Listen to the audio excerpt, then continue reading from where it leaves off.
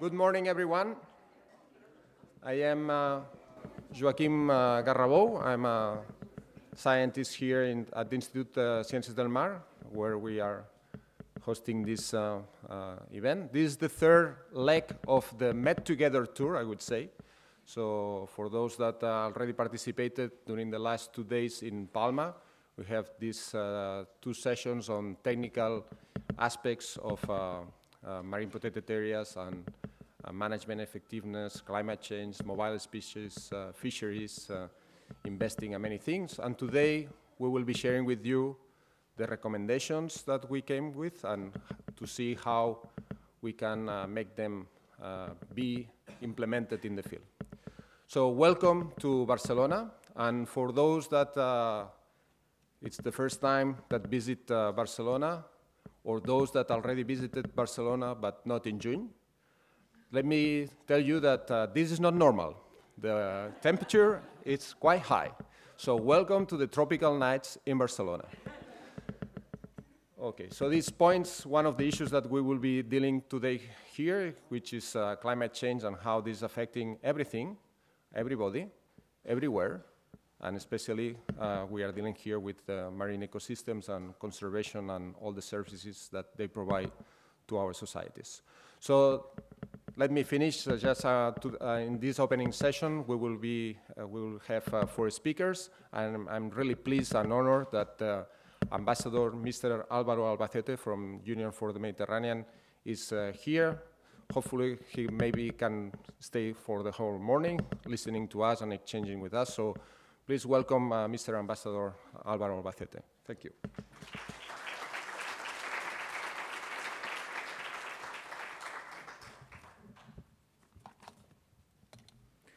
Moltes gràcies, Joaquim. Good morning, everybody. And first of all, I apologize. I was a bit late, and I was not aware about the traffic in Barcelona. But now I have learned it, so I have to take care of my time in the mornings in Barcelona. I'm a career diplomat, so I'm not an expert in the topics we are going to deal with during the meeting today.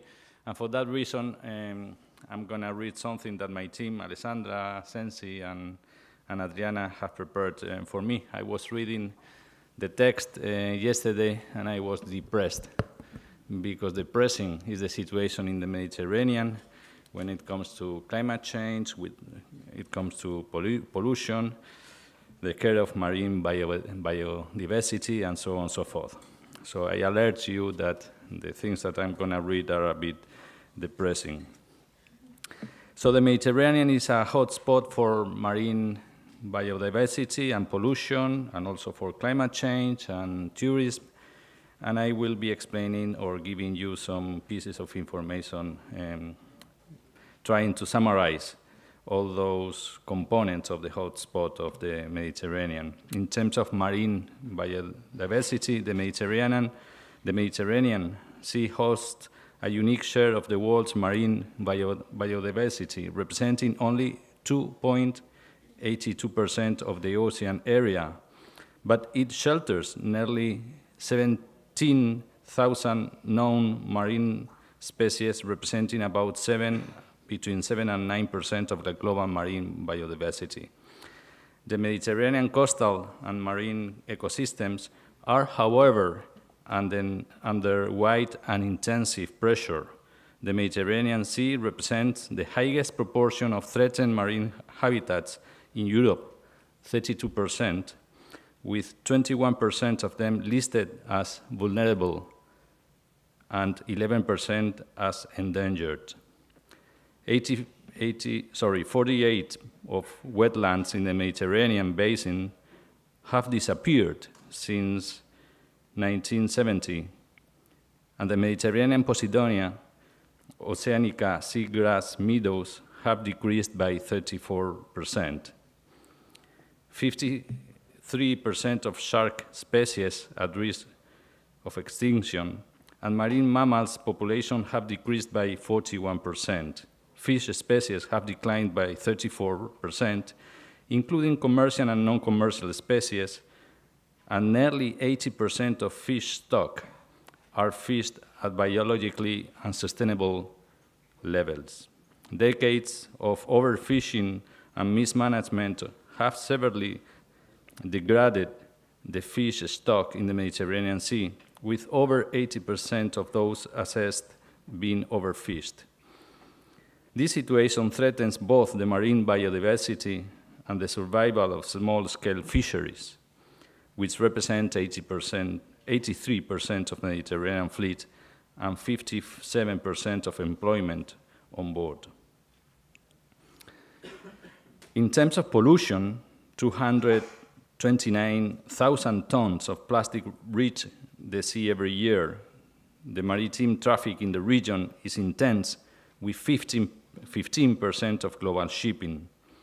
A total 1,000 non-indigenous marine species have been already recorded in the Mediterranean waters, 748 of which are currently considered established, which makes the overall establishment rate almost 74%. So that is about pollution. About climate change,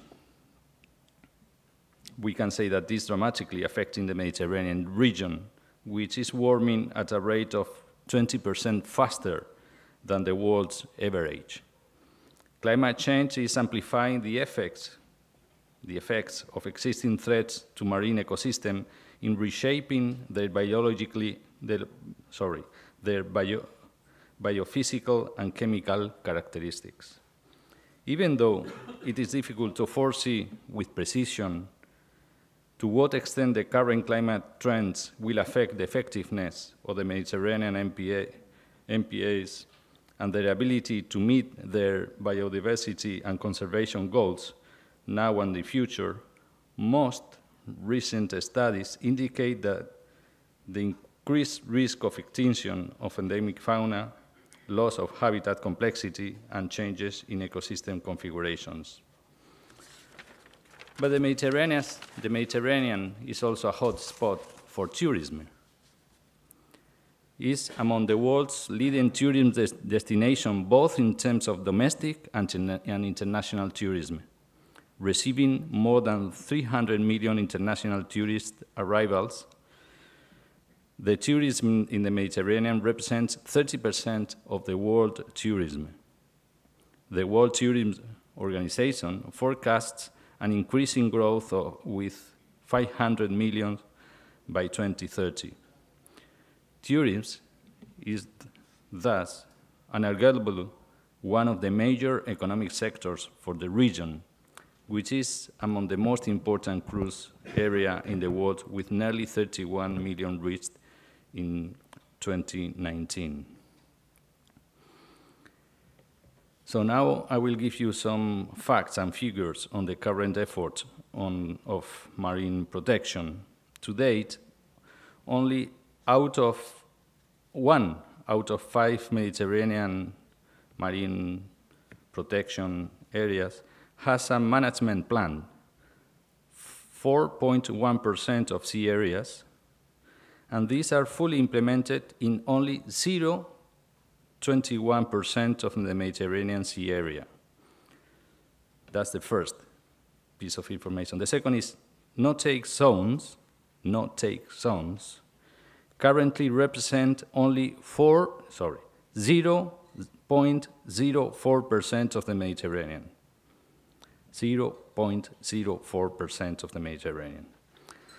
A figure that has remained unchanged since the last analysis in 2016, despite an increase in marine protection areas coverage from 6.8 to 8.3%.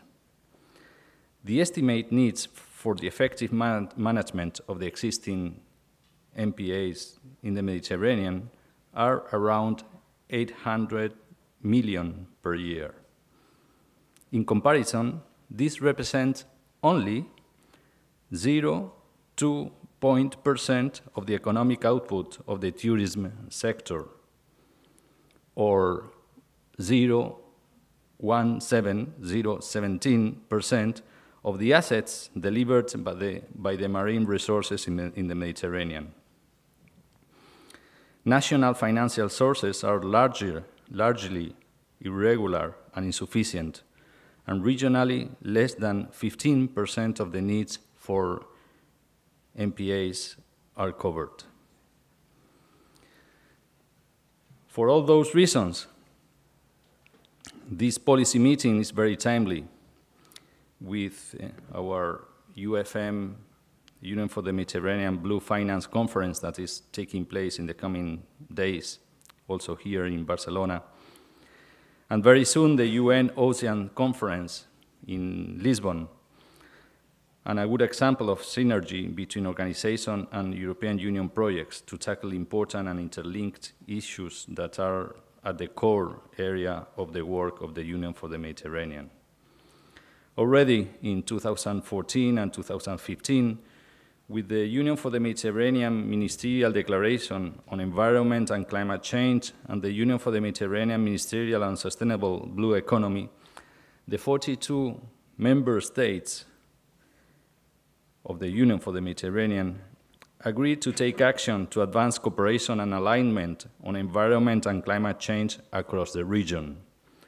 The ministerial declarations set the basis for the transition of the Mediterranean region towards a green, blue, and low-emission economy, providing real opportunities for preserving natural resources, job creation, improvement of the quality of life for all, meaning an overall sustainable future. These commitments have been reinforced by the renewed political commitments of last years, where the countries have reconvened in February and in October to renew their political support to the green, blue, and circular economy transition. In particular, as per the UFM Ministerial Declaration on Environment and Climate Action adopted in 2021, protection, restoration, I repeat, protection, restoration, and sustainable management of biodiversity and ecosystem and tackling climate change in an integrated manner must be an essential part of immediate action with near and mid-term targets to be coherent with long-term strategies for the protection of human health and well-being. Minister stressed the importance of mainstreaming environment and climate action across all sectoral policies. The key messages of the Marine Protected Areas White Paper, in focus with today's discussion and exchanges and the recommendation that we'll discuss during the meeting, underline this need. Investment and sustainable finance featured high on the agenda, as well as the need to step up actions on adaptation and to reinforce the science policy action nexus. I will stop here, so I will finalize by saying that climate action for mitigation and adaptation is integrated as a cross-cutting theme of high regional priority. This is essential to address environmental degradation and climate change and shape a new future in harmony with nature. I will stay here during the whole day, and I will take part in the closing remarks. I'm here to learn from you and to see how we can all together, the stakeholders, including policymakers and NGOs and as a whole civil society, we can all move forward and work together with the same goals. Thank you very much.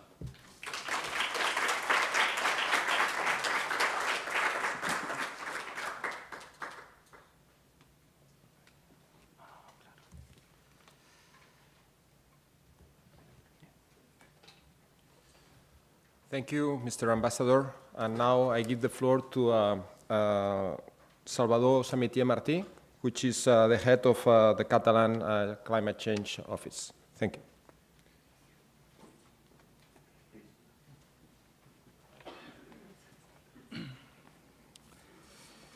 Thank you very much, and good morning, everyone, and welcome to this hottest Catalonia. It's bad news, but I think that days like today will be normal, not in the future, in the near future. Today we are here at the headquarters of the Institute of Marine Science in Barcelona after 2 intense days in Mallorca, where a technical event was held around the results and lessons learned from 2 Interreg projects in the Mediterranean, MPA Networks and MPA Engage. This joint presentation has made it possible to join force and share the results of their activities.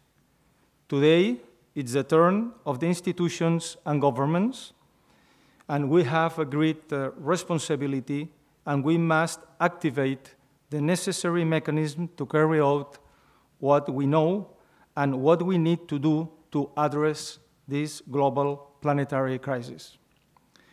The MPA Engage project began in November 2019 and ends this June, after 2.5 years in which the partners have had to overcome different challenges, not only those inherent to the project development, but also those related with the unexpected, a global health pandemic which has fully conditioned the way we work. Luckily, today we can all meet in person with the aim to present an exchange on a white paper prepared by these 2 MPA projects, designing key operational recommendations for resilient Mediterranean networks and the possible political uptake. Despite covering only less than 1% of the planet's ocean surface, the Mediterranean Sea is home to 80% of all known marine species. Climate change is dramatically affecting the Mediterranean Sea, which is warming 3 times faster than the world's average rate, and sea level rise has increased more than 6 centimeters in the last 20 years, according to the MEDEC, the first Mediterranean assessment report published in November 2020. Climate change is considered one of the 5 main pressures driving global biodiversity loss, along with habitat and soil loss and transformation, overexploitation of natural resources, pollution, and invasive alien species. According to the International Union for Conservation and Nature, more than 80% of the ecological processes that allow life on Earth are impacted by climate change. Climate change is causing and will have multiple effects on biodiversity, which will exacerbate its previous conservation problems. That is why measures aimed at the conservation and sustainable use of biodiversity must take into account the needs of adaptation to climate change and the positive synergies between biodiversity conservation policies and climate change must be strengthened. The loss of biodiversity is a global phenomenon that, like climate change, also affects Catalonia. The Living Planet Index, calculated for Catalonia, shows that in just 20 years, the number of animals in the populations of 258 species of vertebrates and invertebrates has declined by at least 22%. Among the coastal and marine habitats of community interest, only 17 have a favorable state of conservation. The rest are considered unfavorable by 60%, 65%, or unknown by 17%. For the marine and coastal environment, Catalonia only has maps of coastal habitats located from sea level to the depth of 1 meter. But hopefully, we are on the way to have a complete mapping for habitats until 50 meters depth by the end of 2030. significant warming of the water has been observed from the surface to depth of 80 meters. In relation to the Western Mediterranean, the Catalan coast shows higher warming rates, which can be 50% more in some depth. Marine heat waves also have increased.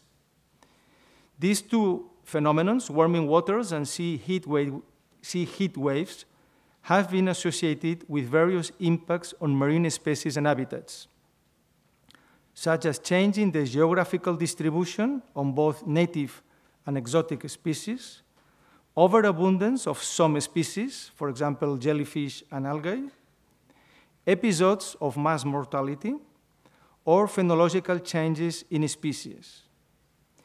In the framework of the MPA Engage project, the final results of the assessment of the socio-ecological vulnerability for these two climate hazards in the scenarios RCP 4.5 and 8.5 to 2100, the horizon 200-100, indicate that the ecosystems has a very high vulnerability to the future impacts of climate change in the case of Cap de Creus Natural Park, and an extreme vulnerability in the case of the Baix Empordà coast, corroborating what we have been observing in the marine areas of Catalonia over the last few years.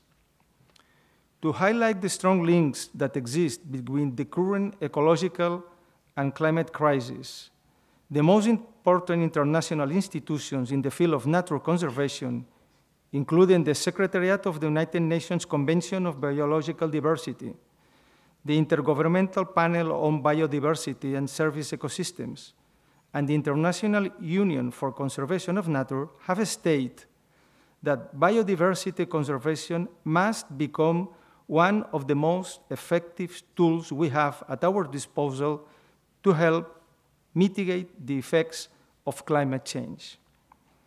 In this context, in June 2021, was published the report jointly addressing climate and biodiversity crisis and their combined social impacts, prepared jointly and for the first time by a collaboration between selected scientists from both intergovernmental panels. Let me highlight one of the most important conclusions on this collective report.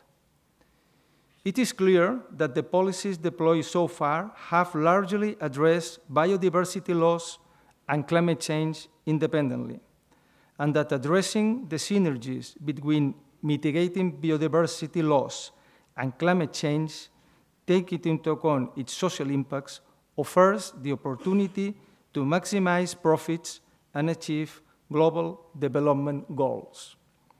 A similar statement can be found in the documents approved at the last Climate Summit past year in Glasgow. The chance of adapting biodiversity and ecosystem services to the new conditions of climate change will be higher the better it's the state of the conservation of these ecosystems. Therefore, the European Union emphasized the need to develop instruments and measures to combat the effects of climate change on biodiversity and ecosystem services, and promote ecosystems integrity and resilience, and the conservation and facilitate to restore the connectivity and permeability of natural spaces, and especially of protected natural spaces through what is known as nature-based solutions. This is where marine protected areas play a key role, as they can restore the health of the ocean while preserving the integrity of the habitat, improving the resilience of ecosystems, supporting fishery productivity, protecting biodiversity, and safeguard unique cultural traditions historically linked to the sea. In order to address this loss of biological wealth and natural capital, we need to adopt a long-term perspective with a broad spectrum, which, at its base on natural conservation policies, is able to cover other policies, such as tourism, livestock farming, energy, or health. The Natural Heritage and Biodiversity of Catalonia 2030, called in Catalan Es Natura, takes for granted that the global challenge of sustainable development and climate change adaptation can only be addressed from the perspective of the conservation of nature and environmental services. This strategy responds to international mandates and helps us to curb this loss of biodiversity. The transformative change in the IPBES IPCC report is a profound collective change, and that is why, in another strategy, the Catalan strategy for adapting to climate change in the horizon 2030, which is expected to be approved by the Catalan government this summer, proposed to prioritize efforts to reduce vulnerability in biodiversity according to the Natural Heritage and Biodiversity Strategy, in marine ecosystems and in the economic sphere belonging to the primary sector. That is why the results obtained thanks to these two MPA projects, especially the measures contained in the adaptation plans based on the vulnerability analysis and the results of the monitoring based on the protocols generated in the project in both Cap de Creus and the Baix Empordà coast, will be translated into concrete actions in the first work program to be developed after approval of the adaptation strategy of Catalonia 2030. Thank you very much for your attention, and I hope you enjoy our city and our country. Thank you.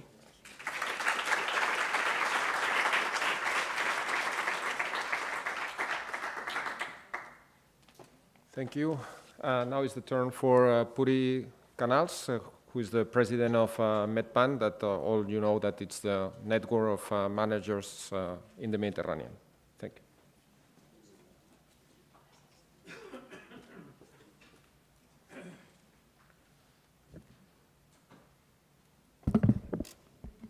Bon dia.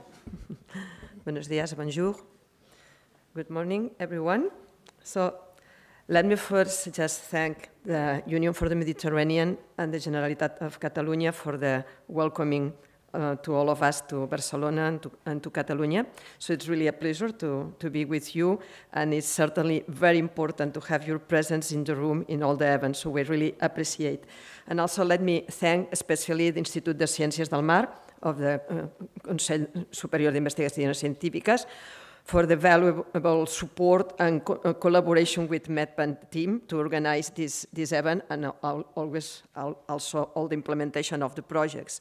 So as president of MedPAN, I'm really, really happy to be here with this joint event, because this is quite easy to say, but it's not easy to do, to organize events together with different projects. So I think this is a very nice example of cooperation. We have here two projects, both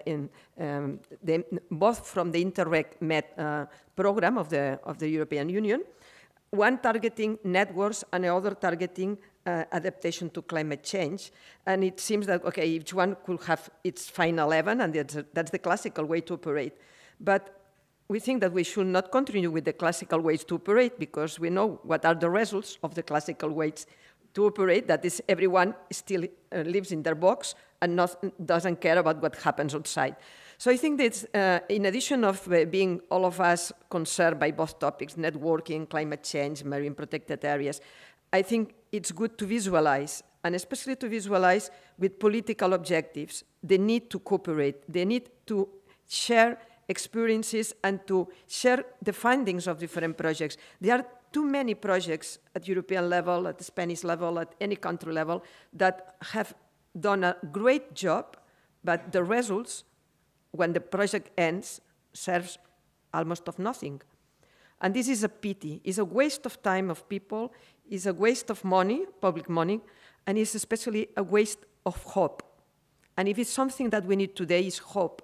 Because as it has been presented by the Union for the Mediterranean and Generalitat of Catalunya, the situation is not a nice situation. It's not a situation that allows us to be very optimistic. So we need a lot of hope, and we need a lot of opportunities to really work together and connect all the science knowledge, all the technical knowledge of managers, and all the political will together to really change the way we operate. So this is just an example. Obviously, we cannot say that our event is going to change everything. That's not, unfortunately, it's not the case. It will be great. It was so easy. But it's a nice example that things can be done differently. So I'm really, really happy to have this joint event. It's not the first one. You remember, you just flew yesterday from Palma. I flew just 2 days ago. We start by discussing technical topics in Palma de Mallorca, and today, with all your contributions, the nice findings of your discussions in Palma, we will bring some key recommendations that we hope will have political impact. And this is a way that we can really bring what we are able to do on the ground as managers of marine protected areas or as responsible for the systems of marine protected areas to bring to the place in which the decisions are taken.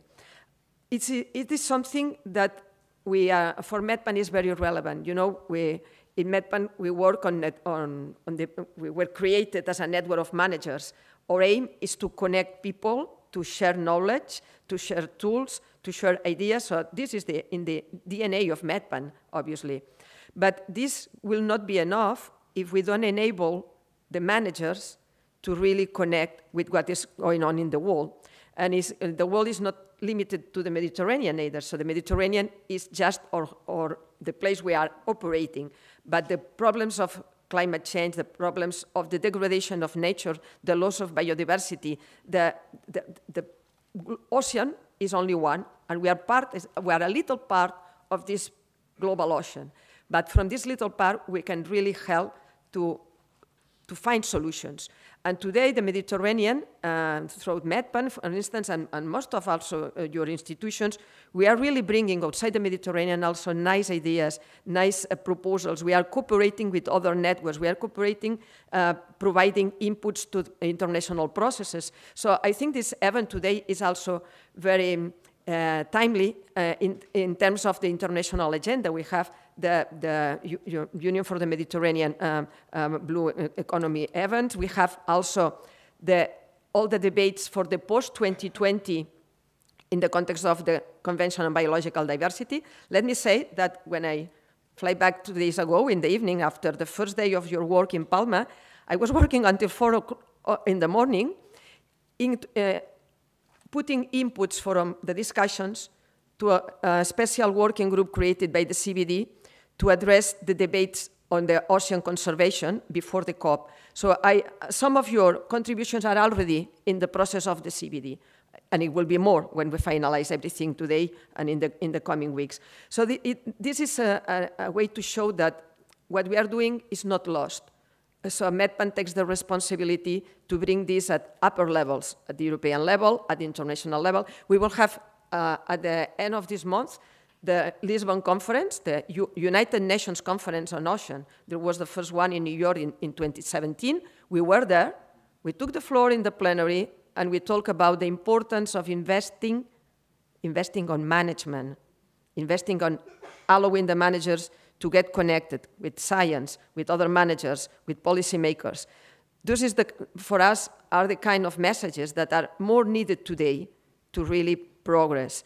And sorry for those that you were in Palma, I already talked about this, but we have all these agreements at high level, at the United Nations level, are up there, are sometimes stratospheric.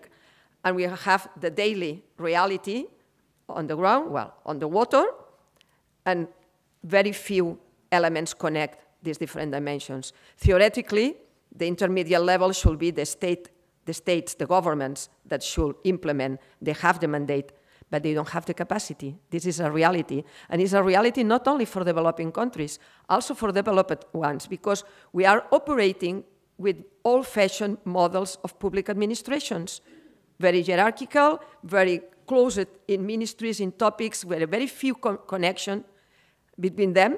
So this is a challenge. I really appreciate all my friends that work in public administrations, because you have to be very resilient to go ahead and trying to implement all those mandates in a context that doesn't help you.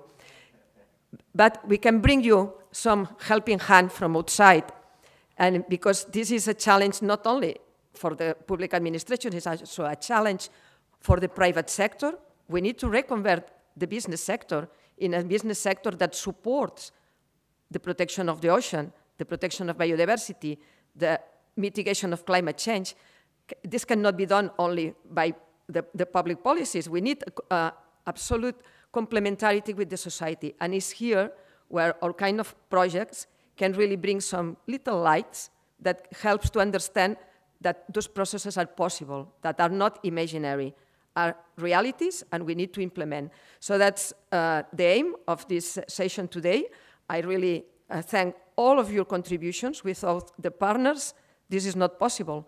And this is the spirit of MedPAN, and we want to continue with this spirit to enlarge, to have more people helping us, more people sharing knowledge, tools, science, everything we need to really enable this change. So thank you for all your contributions. Thank you to the MedPAN team that organized both events.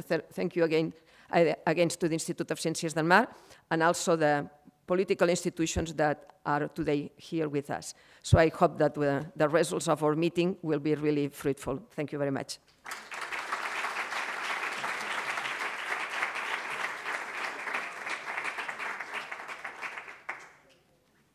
Thank you, Puri.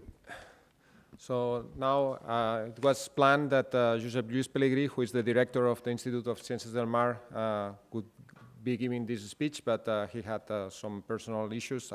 But we have the pleasure to have the vice director of strategy of the Institute, and the next future director in a few months, I guess.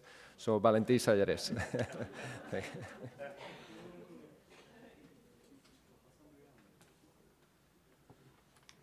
Okay, thank you, Kim. Dear Ambassador, dear colleagues and friends, good morning to everyone. Bon dia, buenos dias, bonjour. It is really a pleasure to welcome you here at our premises of the Institut de Ciències del Mar, the Institute of Marine Sciences, which is one of the largest institutes of the Spanish Research Council. In fact, we are the fourth one and the largest one in marine sciences. The largest one, and the one which is, I would say, more multidisciplinary. And aside from this, I must say that we are proud to be the only marine center in Spain, marine research center, that holds the Severo Ochoa Award. This is a distinction that is given to the centers of excellence in research of all fields. There are only 30 institutes in Spain that hold this award, and we are the only marine center that has it. This means that we are performing excellent research, but this is not enough. And what I mean that this is not enough is that a few years ago, we made an internal exercise here, a bottom-up effort, in order to organize our research around 3 big challenges, under a common motto that we also decided among all of us, that you may have seen at the entrance, which is performing ocean science for a healthy planet.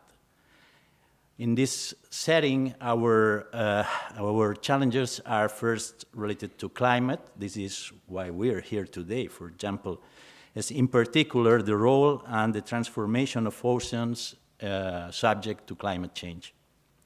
Then life, so we mean the conservation and sustainable use of marine ecosystems. And then hazards, which is the comprehension and the mitigation of the anthropogenic and the natural hazards, such as, for example, and it's very related to what you will be discussing here today, also pollution, litter, or heat waves.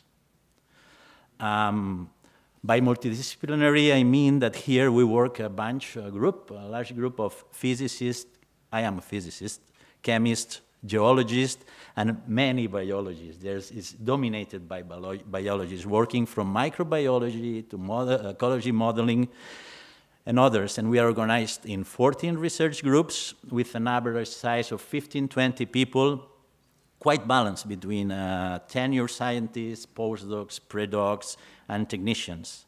And we are in total close to 300 people, and I would say with an overall, in general, gender balance, which is not the the point when you are at the highest levels, but this is another issue, okay?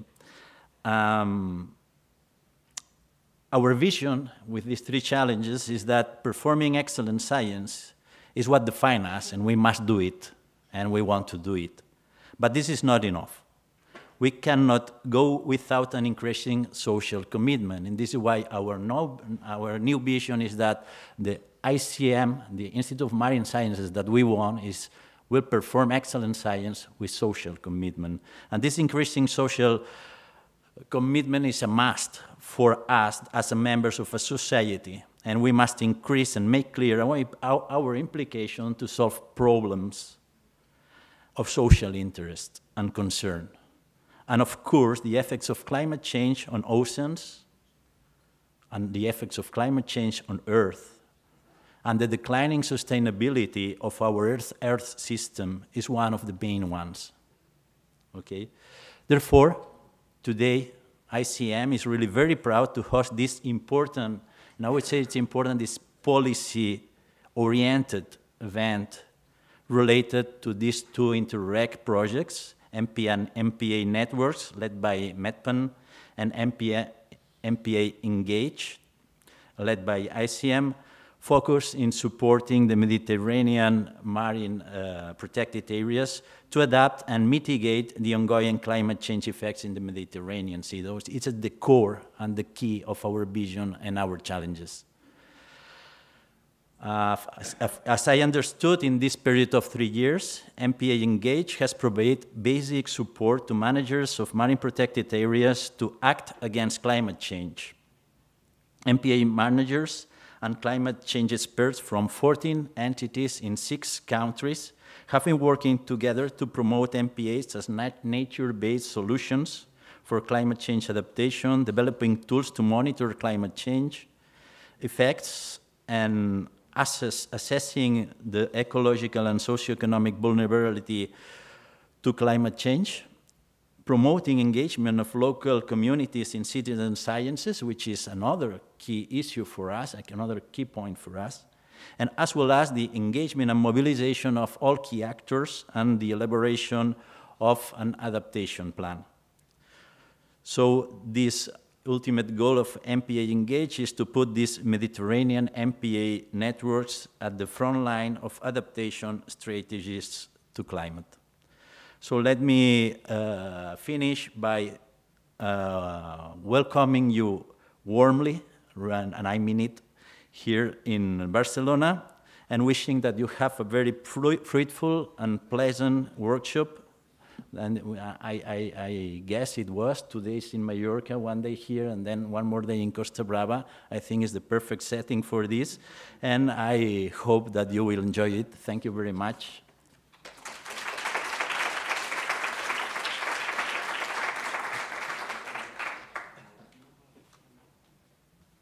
So thank you all.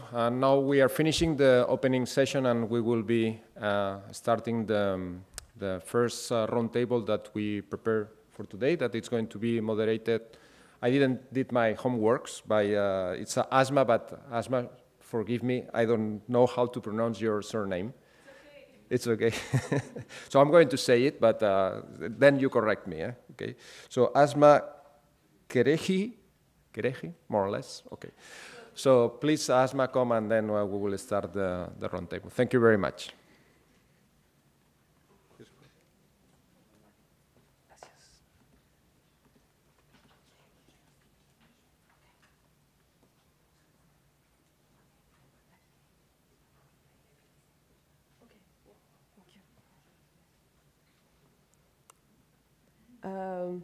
Hello, everybody. No, it's not that. So, bon dia, buenos días y bienvenidos a todos. Bienvenue à tous. Aslem and Eskol in Tunisian. So, welcome to all of you here and the participants that are joining us online as well. But they will be jealous because we are really in a very wonderful city and charming city of Barcelona. So, I am Asma Khariji. It was close enough, it's not a problem. and I work at the SPARAG, the Specially Protected Areas Regional Activity Center. It is one of the centers of the Barcelona Convention. And I will be chairing this session. So for the ones who were in Palma, the lucky ones, today we have 2 more roundtables for you, but I guess you are already well immune with the 4 doses, with the 4 roundtables already that you took in Palma, and the new ones that are only joining here. I mean, you will be also well roundtabled. And this event, its objective is a bit different of the Palma one. Here we will present and exchange on the white paper that were already shared with you previous to the meetings, and that was prepared by the 2 projects, MPA Engage and MPA Networks, with key operational and policy recommendations for a resilient Mediterranean, and then also to get some political and institutional support, Mr. the Ambassador and dear colleagues. So now, so these are the partners of the project, just in case. And this is the name of our roundtable. It's effectively managing and resilient MPAs in a changing ocean. And now I invite you, I invite our tech support to screen a short video prepared by the 2 projects.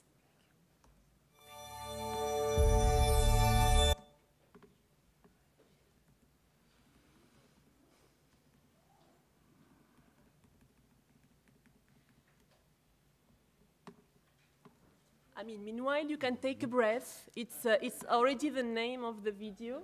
Just take a breath, and it's here.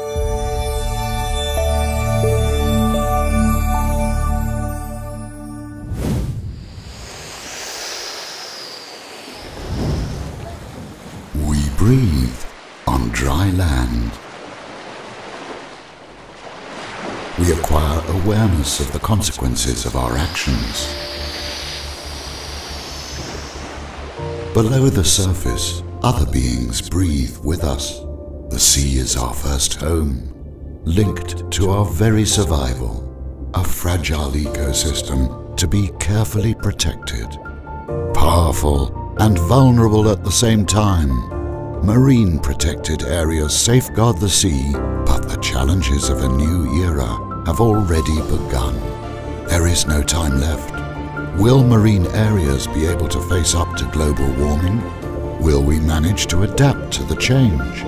The solutions lie in nature, the nature we all belong to. Together, we can change the future of the planet.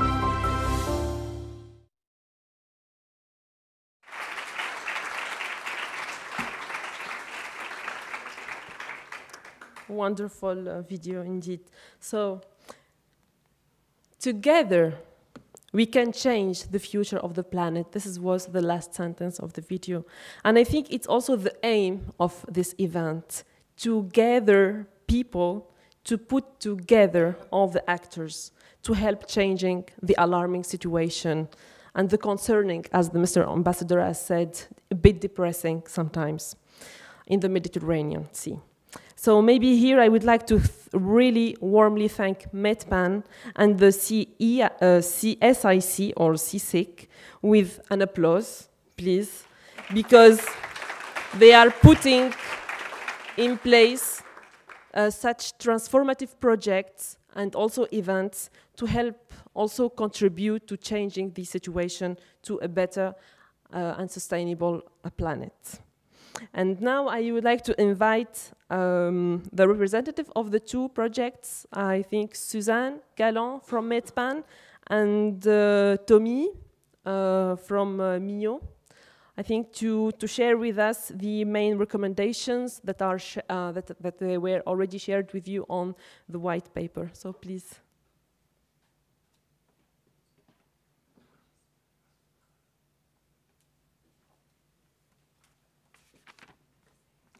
Good morning, everyone. It's nice to see you here in Barcelona. So I'm just going to briefly tell you what happened in the last 2 days. And through the last 2 days, the process allowed us to select a few recommendations to share with you today. So the last 2 days, we talked about these 2 projects around 4 technical roundtables. The first one was on mobile species and climate change, when challenges go beyond MPAs. The second one was on fishery and recreational activities, when MPA governance players steward a common blue capital. The third one was on climate change, turning vulnerability into operational solution. And the last one, an important one, was about financing, investing in healthy marine ecosystem for a sustainable and resilient future. So throughout these 2 days, we had a presentation from projects throughout the Mediterranean, sharing their expertise and experience. We had discussion, opening the floor to everyone to comment, provide other recommendation. And this is a snapshot of what happened during one of those roundtables. So Jaros has been doing an incredible job of capturing with his magic pen those moments that we're sharing with you today. And I think what I heard from this discussion in those 2 days, that was that the Mediterranean is one ecosystem, as Romain Renou said, and that we have all to work together. We have to bridge the gap between the north and the south. More than 97% of MPAs are actually in EU waters. At the same time, the south holds incredible success stories, recipes that provide change. And we heard some great things happening in the south regarding invasive species, regarding co-management, and Zafer from Turkey is going to showcase that later with you all today. So we had to select some recommendations because there are quite a few in that policy paper, so those that was the most discussed are going to be shared with you just now. Regarding fostering collaborative governance and co-management in the Mediterranean Sea, we selected 2 key recommendations to share with you today. And the one is to support the elaboration of regional guidelines on co-management and participatory governance arrangement, both for national and international system of MPAs. They are sometimes part of the success, and just now we've got some great example at national level in some MPAs, but there was some great recommendation to push also for co-managed MPA in transboundary MPA, so more challenge ahead. And then a second one was to plan and support comprehensive and well-articulated participatory processes through all stages of the adaptive management cycle and build a strong base for community action to enhance management effectiveness, including against climate change in Mediterranean MPA. We are stronger together, we have to work together, so we have to facilitate all these participatory processes towards our common goals. Regarding supporting sustainable small-scale fishery management as a key success factor of the Mediterranean culture of marine stewardship, here there's 4 recommendations that I'm sharing with you today. One is also related to the governance aspect of the management of marine protected area, and it's really to improve the legal framework to support fisher participation in MPA management. It's key to have them on board. And then a lot of discussion were around recreational fisher. And first, there was lots of discussion about it's now, more than ever, really important to set up national license system for recreational fishery. We need to know the number and effort of those recreational fisher so we can better assess and manage their activity. Then we have to combat poaching and illegal resale of fishing catches. It's a big problem in the Mediterranean today. And finally, we also need to clearly define and update all the new technique gear that should be banned from MPAs. Techniques have increasingly developed in the last years, and especially recreational fishers are using incredible gear to go at sea to fish. So more regulation is needed there. And Tommy, I'll let you too. Thank you very much, and good morning, everyone. It's a pleasure to be here with you today, and thank you for hosting us in this very wonderful institute. I had the opportunity to be many times here, and it's always heartwarming to be here. So basically, going back to the recommendations that we have been trying to distill the last couple of days, and actually I dare say even for the last couple of years throughout the implementation of the project. When it comes to enabling marine resilience in the Mediterranean Sea in a changing ocean, basically one of the main recommendations is to promote MPAs as sentinel sites for monitoring climate change in a harmonized and robust way in order to establish this kind of monitoring throughout the Mediterranean. It's very, very important to be able to assess the effects of climate change, to come closer, yes, sorry, this emerging threat, and also basically what I wanted to say is that even though you see these recommendations under different titles, you shouldn't see them decoupled. All of them are connected. For example, previous recommendations on participatory processes or on poaching and more sustainable fishing gear, all of that is also connected and interlinked with climate change, because when we increase the resilience and the adaptive capacity of a socio-ecological system, then of course the adaptive capacity to address the issue of climate changes gets enhanced. So this kind of classification is to facilitate our scope of work, but we should be thinking all of these recommendations in a more complex and interlinked setting. And the second major recommendation when it comes to this topic had to do with enhancing the resilience and effectiveness of Mediterranean MPAs through the elaboration of science-based climate change adaptation and mitigation action plans, which will be tailor-made to the specific context of the MPAs. In fact, we have been discussing a lot yesterday in the third roundtable about that particular point, and we had the practitioners, the MPA managers, sharing their success stories from the ground on how they managed to elaborate action plans, climate change action plans, in 7 pilot MPAs in the Mediterranean. And so also I would like to congratulate all those heroes out there doing this work, because it's easy to talk from a theoretical point of view, but when you come to the actual ground and you have to apply all these concepts, this is where the real challenges lie. And an important aspect of elaborating the plan, in addition to the monitoring protocols and consolidated monitoring approach, were also the elaboration of climate change vulnerability assessments, and which we heard a lot about these, and that they should be repeated in order to be able to predict the risks that are posed to the MPAs. And that was it, basically. So now I would like to initiate the discussions for, yeah, pass the floor to Asma.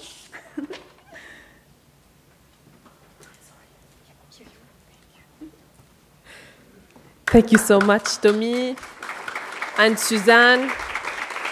They are representing a big team also behind them, and also your contribution during and even before the event. So thank you very much. And now we are going to move to the next section of the session, with in which we will get some insights and some feedback from 5 decision makers and 5 actors that are present here with us, even online or here in the room. And I'm going to invite them one by one. And as a reminder, and for your information, each speaker will is going to present themselves and their organization, and then they will present the activities that their organization that are doing in relation with our thematic of this roundtable. Then give us, if possible, any insight or any comments on the recommendations that are presented, that were presented by Suzanne and Tommy.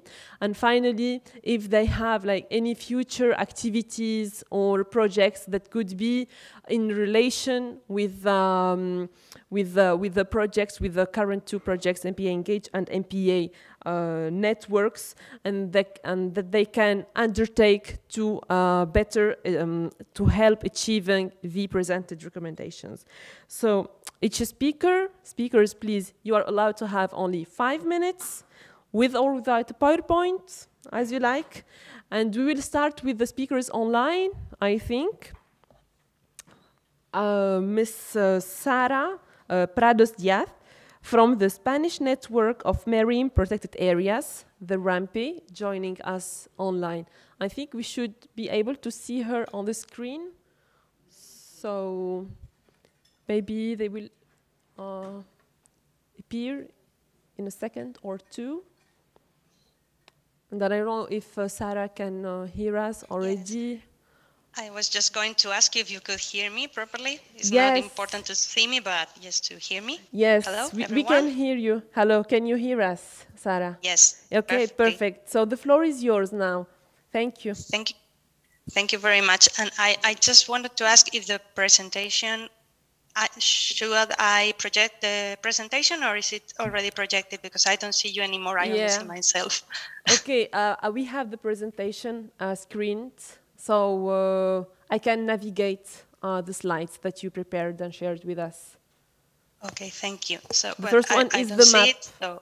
The first one is the map. Just tell me next. Okay, please, thank you. Thank you very much. So first of all, I would like to thank the organizers for their kind invitation for this roundtable. My name, as you know, is Sara Prados. I work at the Marine Protected Unit at the Ministry for Ecological Transition and Demographic Challenge.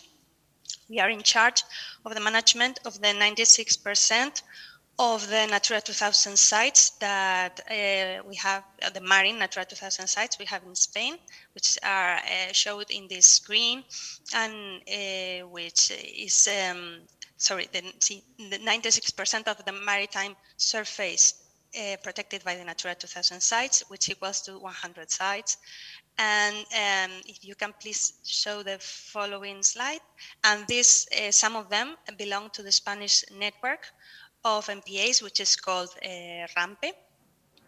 And this network is currently composed only by the MPAs managed by the national government. Not all of them, but we hope, or this is our intention, to include them all. And we hope that it will give an added value to all MPA managers by that the MPAs that are managed by other administrations, so that they have them included soon in the network as well. So if you can pass to the next slide, please.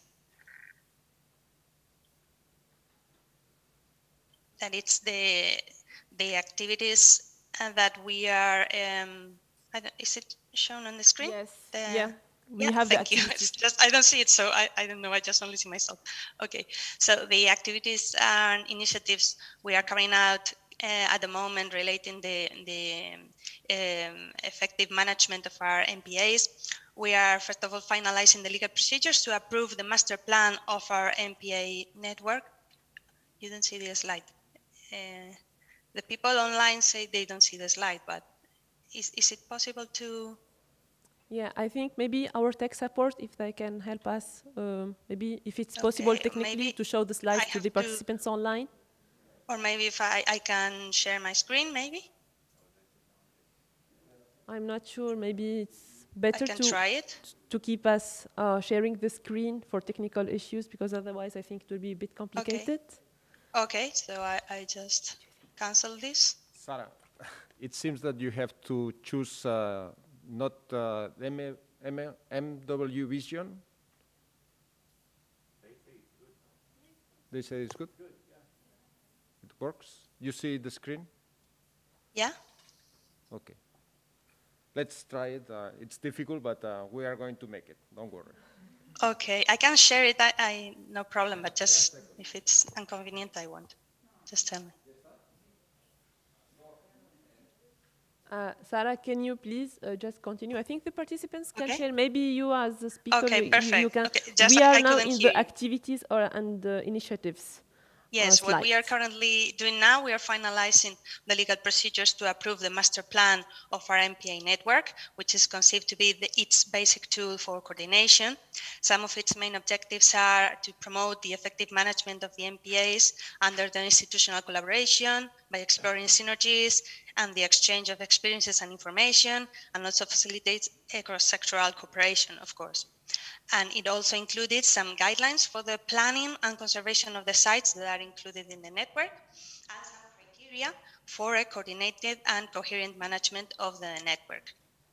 We are also on our way to elaborate and approve in a very short term the remaining management plans for our Mediterranean MPAs. This doesn't mean that there are MPAs with no management at all, of course. We perform analysis on the activities that are planned within our MPAs, and we report on compulsory conditions that they have to follow in order to guarantee that there is no significant effect for the MPA or its biodiversity. We are also working on enhancing the coordination and collaboration with other national, regional, and local authorities and entities through agreements and through our newly incorporated environmental agents, and that are supported by regional teams that have been established throughout the territory, to support their action. And finally, there are many actions that are being carried out under the LIFE integrated project in Thematic, like, for example, risk analysis of the MPA sensitivity to climate change, which also covers some pilot projects associated to test the methodology to evaluate the sensitivity and to obtain management measures and recommendations regarding the adaptation of the MPA to this change foreseen. We also have some participation procedures for our new management plans that are to be still to be developed. And also we have some pilot projects foreseen to improve governance on some areas. Can you go to the next slide, please?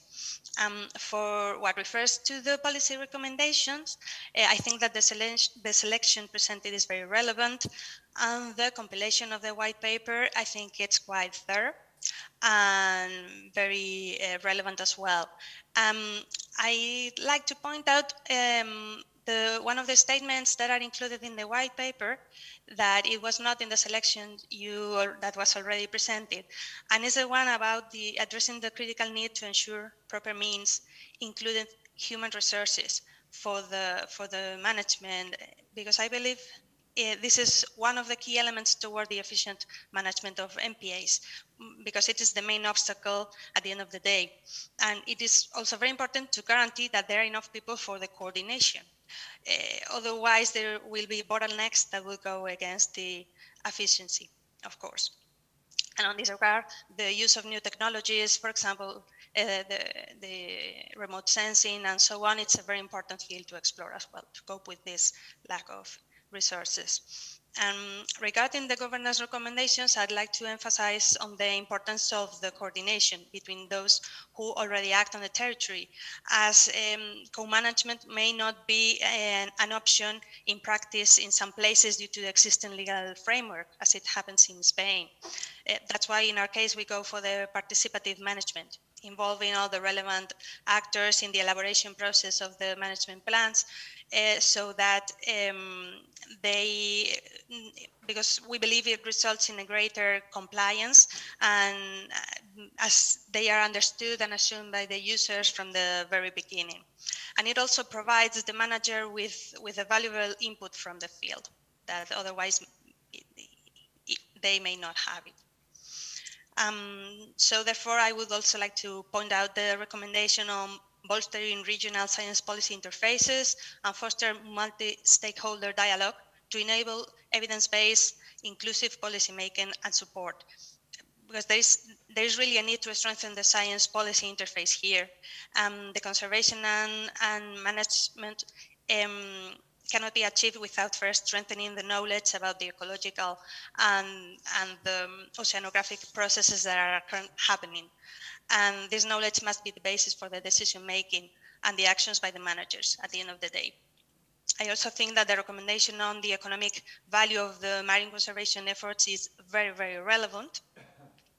And finally, I believe that it is essential to weave alliances with everyone, with the science, for informed decision making, with society, by encouraging the participation in the diagnosis and the search for the solutions, and with the financing mechanisms, by promoting those mechanisms that allow the integration of funds, for example, like it is done with the Priority Action Framework of the Natura 2000 network. I think that I'm out of time now. That was all I wanted to share. Thank you very much, Sarah. Well, we had some technical problems, but it's okay. So I will be more severe with Constance Corbie, who is our second speaker, joining us also online. Constance? Yes, I'm trying to put my camera. Yeah. Hello, everybody. Thank you to welcome me. Can you hear me? Yes, we can hear you very well. So the floor is yours. 5 minutes would be perfect. Thank you, Constance. Yeah, thank you very much. Est-ce que je peux parler en français? Oui, s'il vous plaît, allez-y. We have simultaneous translation, so Constance will be speaking in French, so be prepared. Okay. Voilà. Ok, je parlerai en français. Alors, next slide, please. Je vais juste être très rapide et parler très rapidement de qui je suis et du FEFEM, et on va s'attarder beaucoup plus tranquillement, même en 5 minutes, sur une capitalisation que nous venons de sortir sur les aires marines protégées, parce que je pense que c'est en lien vraiment avec les recommandations que le livre blanc a sorti. Donc en résumé, le FEFEM, je pense qu'on ne le présente plus, mais c'est le Fonds français pour l'environnement mondial qui finance des projets innovants en faveur de l'environnement dans les pays en développement. Il soutient des initiatives à même de générer localement des bénéfices environnementaux, sociaux et économiques. Next slide, please. Donc, créé en 1994, à la suite du sommet de Rio, il a déjà permis de soutenir de 1995 à 2020 354 projets dans plus de 120 pays et plus de 240 porteurs de projets, partenaires de tout type, soit 420 millions d'euros engagés depuis sa création. Next slide, please. Donc, en fait, le FEFEM, ce qui est intéressant, c'est que là, c'est un petit peu tout l'ADN du FEFEM que j'ai essayé de représenter sur cette diapositive.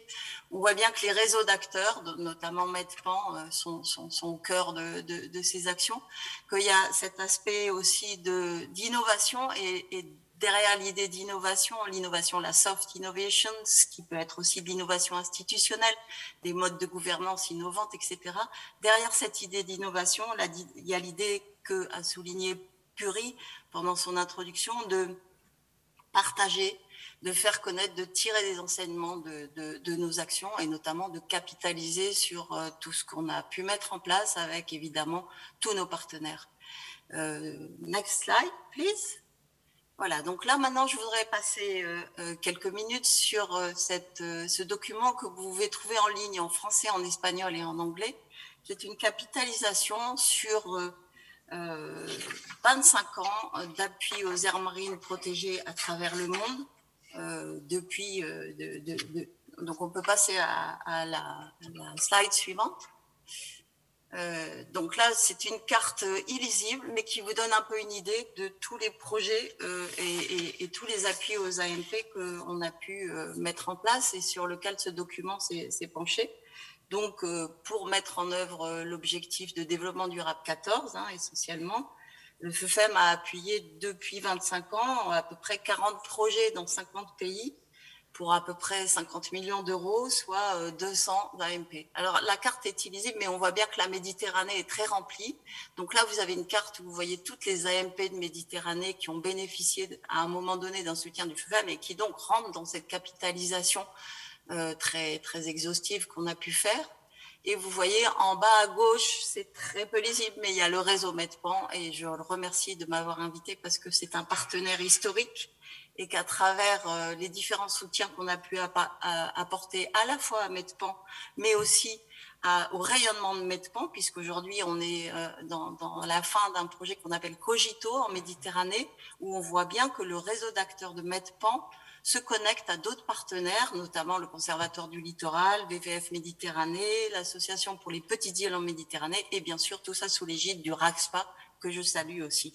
Et aujourd'hui, on a la chance de pouvoir soutenir aussi le MedFood en Méditerranée, qui est donc le mécanisme financier, on espère pérenne, qui va permettre de transformer ça. Je veux bien passer à la slide suivante. On passe, en fait, c'était pour montrer qu'on est aussi dans une appréciation dynamique de nos actions et qu'on apprend en faisant et on évolue. Là, en fait, je pense que j'ai peu de temps pour vous parler des enseignements de ces AMP. Je voudrais juste souligner qu'après avoir pris connaissance des recommandations du livre blanc, on est complètement en phase sur les constats et les recommandations que ça conduit. Donc, il faut d'abord améliorer la connaissance des zones couvertes pour une meilleure gestion. Et là, l'état de santé, mais aussi l'évolution des dynamiques est important. Donc, je peux citer MapAmed, mais il y a beaucoup d'autres actions. Il faut aussi connaître mieux les populations locales et adapter les modes de gestion et de cogestion au contexte, transférer les connaissances. Et en particulier, on se rend compte que les acquis des projets sont rarement chez les porteurs de projets. Donc là, il faut travailler mieux à ne pas perdre tout ce qui s'est acquis pendant un projet et souvent on réinvente la roue dans un nouveau projet. Pérenniser, bon, ça passe par une meilleure gestion, une gestion plus efficace, des dispositifs de suivi de la gestion renforcée, mais aussi par ce que je vous disais, le MedFood par exemple, mais en tout cas les bailleurs doivent s'engager sur des mécaniques qui sortent de l'approche projet. Et donc le MedFood en est un. Science to Policy, on est bien là-dedans avec le projet Cogito, avec MedPAN, mais on a aussi des projets en dehors de la Méditerranée, avec Tara ou sur l'évolution du trait de côte sur l'Afrique de l'Ouest, etc. Améliorer la surveillance, et j'ai mis en rouge, la slide déborde l'écran, mais l'idée c'est d'appuyer aussi les réseaux de gestionnaires, de créer des communautés de pratiques et de stimuler les échanges entre ces praticiens.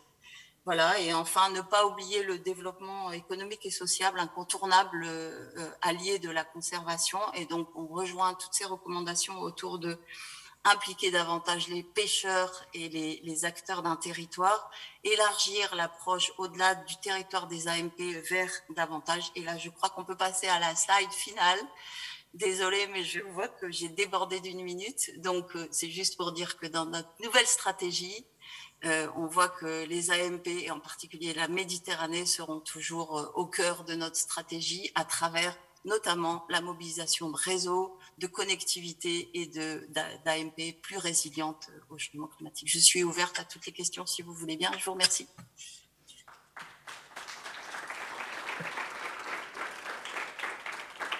Merci beaucoup, Constance. Thank you very much, Constance, for you and for the FFM with its important role in the Mediterranean, but also beyond.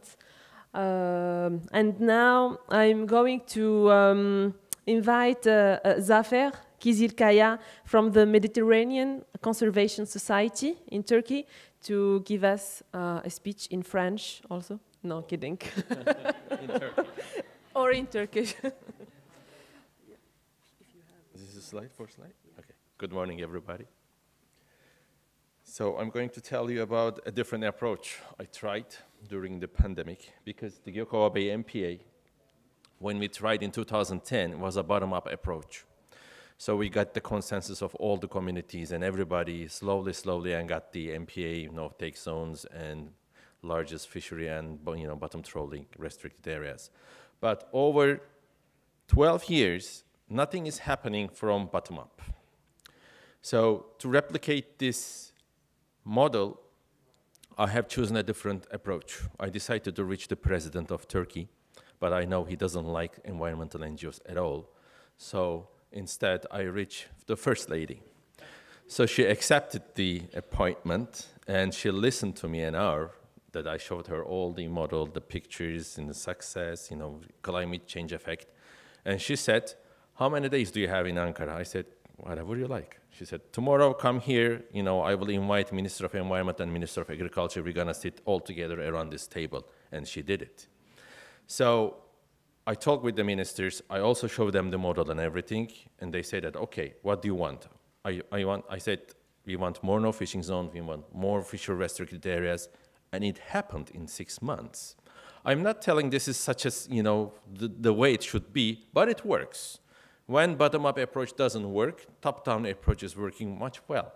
And right now I have another meeting next week with the First Lady and the ministers for other management issues. So this is how we, you know, replicated the model of Gökova Bay in other 2 more MPAs during the pandemic. And right now we have 7,500 hectares of new no fishing zones and 35,000 hectares of new no trolling and no purseinin area. So I didn't wait any legitimacy from the government. So we have 8 of these boats. We have 10 rangers. So in 24 hours, we have been doing all the enforcement. And we are sharing all the information technologically real time with the Coast Guard and Minister of Agriculture teams. So, you know, we are the only NGO doing this. And at the beginning, government was not happy 10 years ago, but right now we have a legitimacy from all the government institutions. Oops. Oh, there's a video here. Can we show this video? Anyway, it doesn't matter. Okay, here we are. So how could this video work? So these are real-time cameras to monitor the monk seals and all the other, you know, sharks. We have also underwater cameras. We have 4K real-time cameras. This is in the middle of the night, infrared cameras. So right now we have 4 caves. We are just setting up this system. This cost us $20,000 each, but we don't need to go back to cave. And real time, we have just been, you know, watching the seals. And does it work in? Anyway. Can we move to the other slide, please?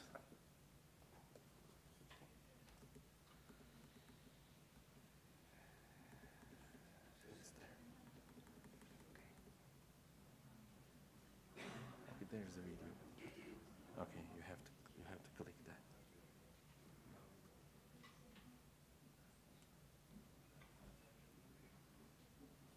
Okay, that's it. Okay, that's okay. So this is the picture from the new MPA I would like to show you. All of these boats are plus 40, 50 meters, right? In the wintertime, they're just dry docking in one of the beautiful cove. And in the summertime, they're just going for charter. And the impact of those boats, there are thousands, only small batch of here right now. So yesterday we discussed this. We cannot do anything on tourism sector just to relieve the impact they are giving on the MPA. The pollution, you know, they're making millions of dollars from this business, but nothing is going back to the MPA in terms of this giant tourism sector. And small-scale fisheries in our Gökova MPA are so happy because their income increased 400% in 12 years. So they're 100% supporting us, and we have 100 small-scale fisherwomen, professional fisherwomen. So we have a big, you know, support from those ladies. And here is the biggest problem. This trammel net is 2 kilometers long. And I counted every single species. 272 fish came out of this net. And there's only 1 local species. This is it. So 2 years ago, small-scale fisheries almost collapsed because of all those invasive species, and we decided to buy all the edible ones, especially the lionfishes. You see the squirrel fishes, they are also tasty, but you know, it's slowly going into the seafood market.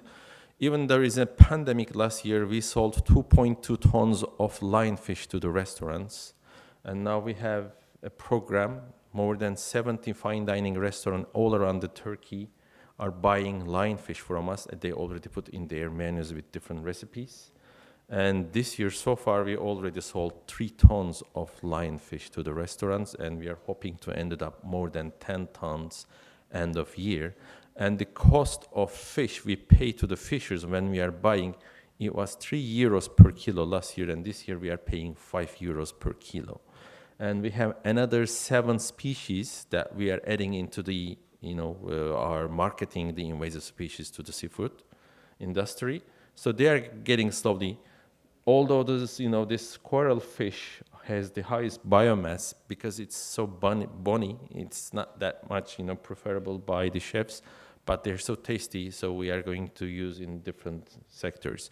So this is the only way to stand up small-scale fisheries in certain areas, because more than 70% of the catch is just invasive. So we have to do something about those fishes putting into the economy. But I would like to give you a figure which really makes no fishing zones and MPA so important against, for climate change impact. Within no fishing zones, the biomass of invasive species are about 18%. Out of no fishing zones, this number is 64. The biomass of all fishes out of no fishing zones are 64%, but inside the no-take zones, it is 18. So that means fully protected areas are working well for the resilience of marine ecosystems. Thank you. I think I had the 5 minutes already.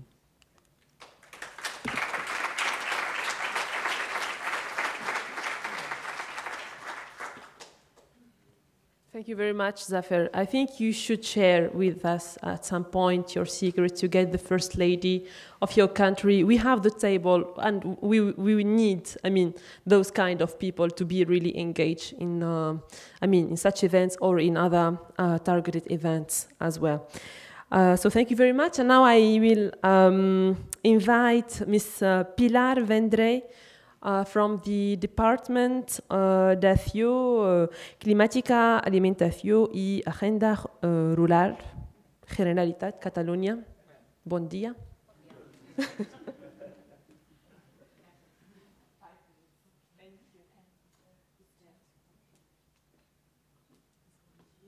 So this is next one is this one. Sorry, yeah, that one. Okay. Oh, okay, and the slides are here. So, good morning, and thank you. Oh, what? Already something happened.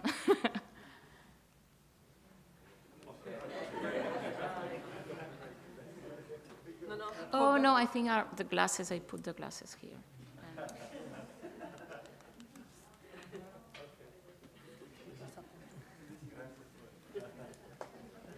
Slide after Zafer.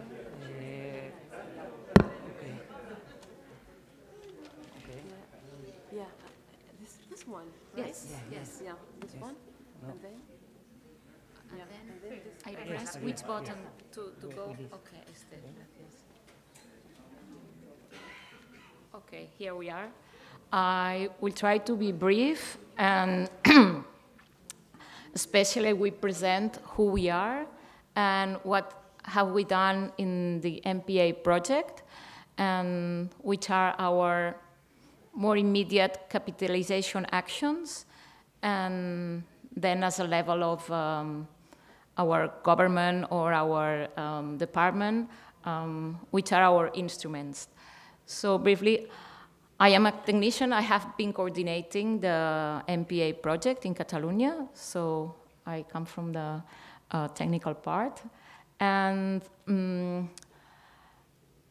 the success for us of being involved in this project has been the networking we started to do at the very beginning with the 2 units, the Catalan Office of Climate Change, with the head is Salvador Samitier and his team, and we as a General Direction of Natural Policies and Natural Environment.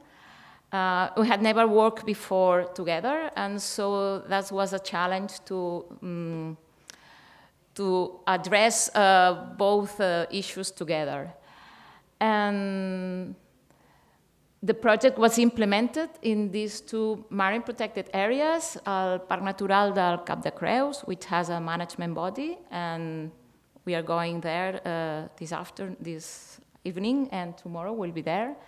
And also a Nature 2000 site, which is called Litoral del Baix Empordà, which initially it has like preventing management, which is we do like the preventing measures in all the activities that take place there. And very recently, in 2018, we started a co-management table there, which is a new government or management tool. So we wanted to check how the project was going to be implemented differently, or which outputs could we get differently from these two places. And okay, a general approach to our marine protected system. We have, I'm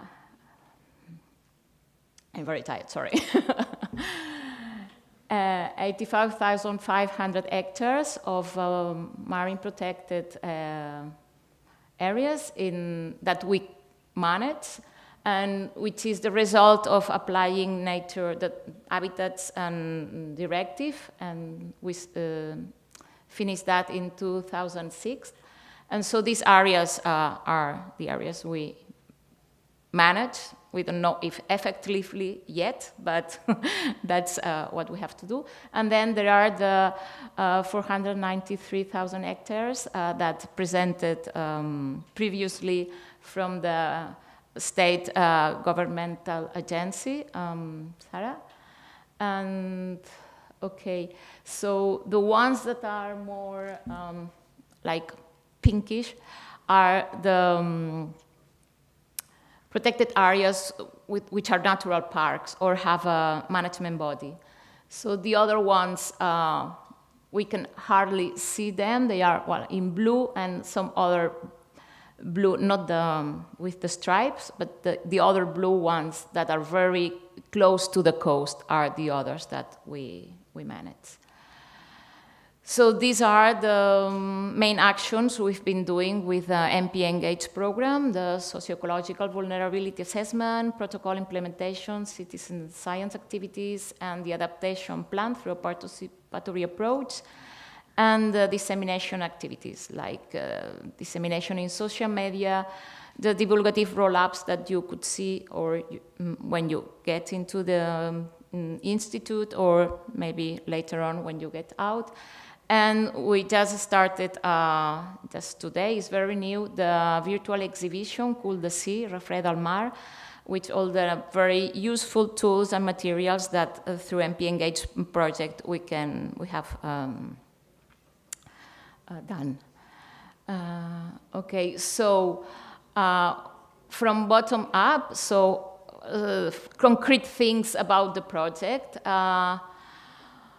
Our will is to be able to implement again in these two marine protected areas the socio-ecological vulnerability assessment, but previously we have to have better data, maybe not only biological data, but the socio-economical data that are needed to do this vulnerability assessment of all the stakeholders that are there. And then regarding to protocols, monitoring, biodiversity monitoring had been taken place in Cap de Creus, I don't know, for maybe more than 15 years, and this has been very useful in implementing the project. And on the contrary, on Litoral del Baix Empordà, nothing had been done. It's only a Nature 2000 site. Well, I mean, not only, we don't have a management body, sorry. So these are the difficulties. There was no monitoring. So that was like the first time. And now we have a like a pluriannual contract to monitor all Nature 2000 sites in Catalonia at least once every 4 years, which is the length of this pluriannual contract. I mean, this is not the best, but is a starting point. Okay. And also in citizen science, we have done a lot on the terrestrial part, and in the marine areas, it has been a bottom up. It means that lots of organizations, the last, I don't know, 10 years have started different kinds of projects. But this project has been like the excuse for us to really commit ourselves to start implementing citizen science in the marine areas. And about adaptation plans measures, those that were shown up in Parc Natural del Cap de Creus will be added to the PRUC, which is the management plan that is currently under a participatory project and under redactation. And most of them are quite similar, if not the same, but that means that these climate change adaptation measures are going to reinforce the previous ones. And in Litoral del Baix Empordà, we work in the annual action plans, so the measures that were proposed there by all the stakeholders, the most relevant and the ones that will be agreed will be included in the action plan. So I already told you about the raising awareness activities. And regarding to general policies, as Salvador said before, this has been a big opportunity to reinforce both strategies, the Catalan strategy of climate adaptation that we hope is going to be approved this July, and as well in the natural heritage and biodiversity Catalan strategy. In its review, they will be added new climate change adaptation measures. And to end up, about recommendations, we have been working these 2 days in Palma. And so I just want to point out, as Sarah, I think the first speaker, that people is very needed. I mean, all this can be done only with, it's not personal resources. I mean, it's people with motivation, with hopes and frustrations. And so we need these, people are active hosts, so it's the ones that do things. And sometimes the conditions they are working with are not the best. So for me, that is, for us, this is very important, because that means to have multidisciplinary teams, not multitasking people that have to do everything. And this is very important. And not only biologists or environmentalists or oceanographers, we also need lawyers, journalists, mass media, people that do all the procedures, that without that we cannot do anything, and maybe psychologists as well to hold us during these changing times. And I could say more things, but I think that we will have time later. Thank you very much.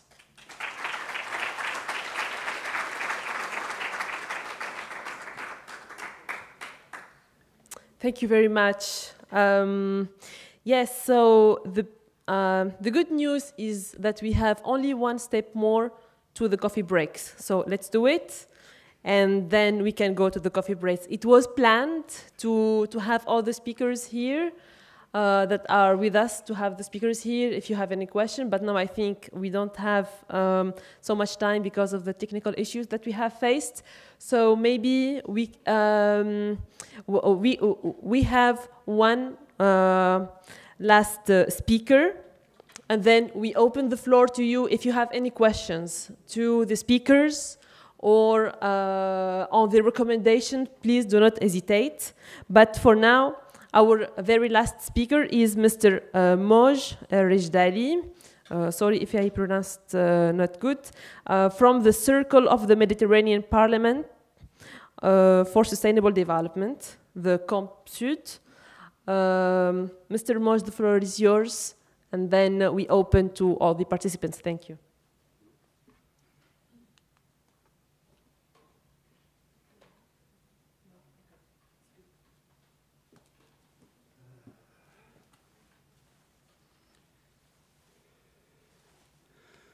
Buenos dias. The G should be H. Moh for Mohammed. Yeah, thank you very much. Yeah, it's all right. It's all right. It's written on the paper G. You wouldn't say anything else. Ladies and gentlemen, esteemed audience, it is my pleasure in my quality as the chairperson of COMP-SUD, the Circle of Mediterranean Parliamentarians for Sustainable Development, to be with you here in the homeland and the home city of the Barcelona Convention in Barcelona. I would first like to thank the organizers for their warm and hospitable welcome, and of course special thanks are to the Mediterranean Information Office, who has given me this opportunity to be with you here by inviting me to this event. COMP-SUD, which is the Circle of the Mediterranean Parliamentarians, programs go in line with the Convention of Barcelona, and of course, with its declarations. I think my talk will be very, I hope, concise and precise, so that not to be too long, and will be in about 5 points. First, the Mediterranean is no doubt a real and almost unique reservoir of biodiversity, faunistic or floristic, and even it is famous and well known for its rich and diverse and valuable heritage, and of course cultural heritage. It is also very well known for its high faunistic and floristic endemism. The preservation, of course, of this wealth is, and natural capital is, of course, a must for all, with all costs that it could need. And it is the duty of all of us. The second thing is that we all know that the many degradation factors are causing real concern and putting our resources under very hard threat, making the whole region at risk of maybe irreparable damage. And this, of course, amongst these factors, which are, of course, many, we can cite the climatic change, the overexploitation of natural resources, the marine, air, and terrestrial pollution, as well as nowadays the expected decrease of rainfall, which will be by the end of this century 20% decrease, as well as, of course, the decrease in the average weight of fisheries, which is estimated to be by the end of this century 50% decrease of the average weight. This, of course, is leading to forest diebacks, land degradation, many species extinction, and other consequences.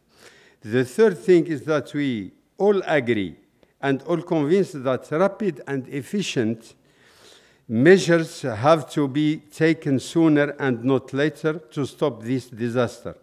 However, despite the goodwill that all we have, strong commitments are needed from all the stakeholders. It is time to bring science and policy together and work hand in hand in order to devise scientifically based solutions to these problems and not to be far away from each other. Other things are the media.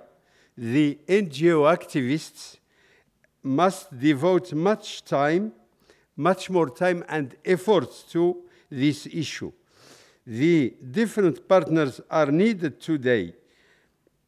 Different partners are needed today and more than ever to join efforts on both sides of the Mediterranean.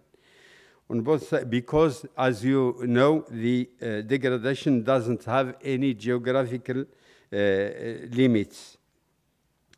If really we are to succeed, here we should stress that the education for sustainable development is a key thing for our success. The other thing is that we believe that the parliaments are essential and their role being the legislative body, of course, the legislative being the ones who guide the governments and the ones who control the governments, I think their role is very crucial in linking international commitments to regional policies and foster multilateralism to counteract common challenges. Last but not least, CompSud, which is the circle I am representing, of course, due to its tight links with regional governments, with NGOs, with media and academia and the wide public, as well as with the projects and processes, it gives it a privileged position to provide a collaborative framework to open public dialogue on challenges, impacts, and solutions that could contribute to the success of such conservation projects. Concerning MPAs, I think for Morocco, I hope that someone is here from Morocco, representing Morocco. But anyway, you know that our coastline exceeds 3,500 kilometers, of which around 500 to 600 kilometers in the Mediterranean area. Many efforts have been done, and especially I can cite in the Mediterranean region the National Park of Al-Husayma in the north, which is about 60,000 hectares, of which 20,000 are marine, is a marine area, and which is now classified with the help, of course, of the UNEP map and other and projects funded by the EU. And now there is a hard work to have a network of other MPAs, marine protected areas in the Mediterranean, according to what is done. And I think the two projects can be a very good guideline to other projects, both in the north and the south of the Mediterranean. And I wish you a successful workshop, and thank you very much.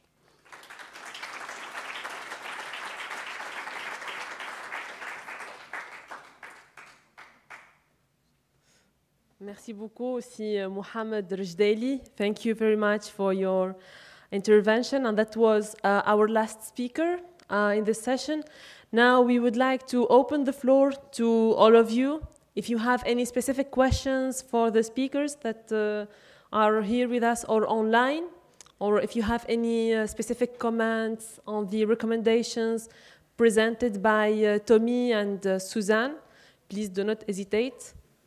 Not everybody on the same time, please. One by one. So I think our speakers, they already, okay, so Fenia, let's start with Fenia, it's here.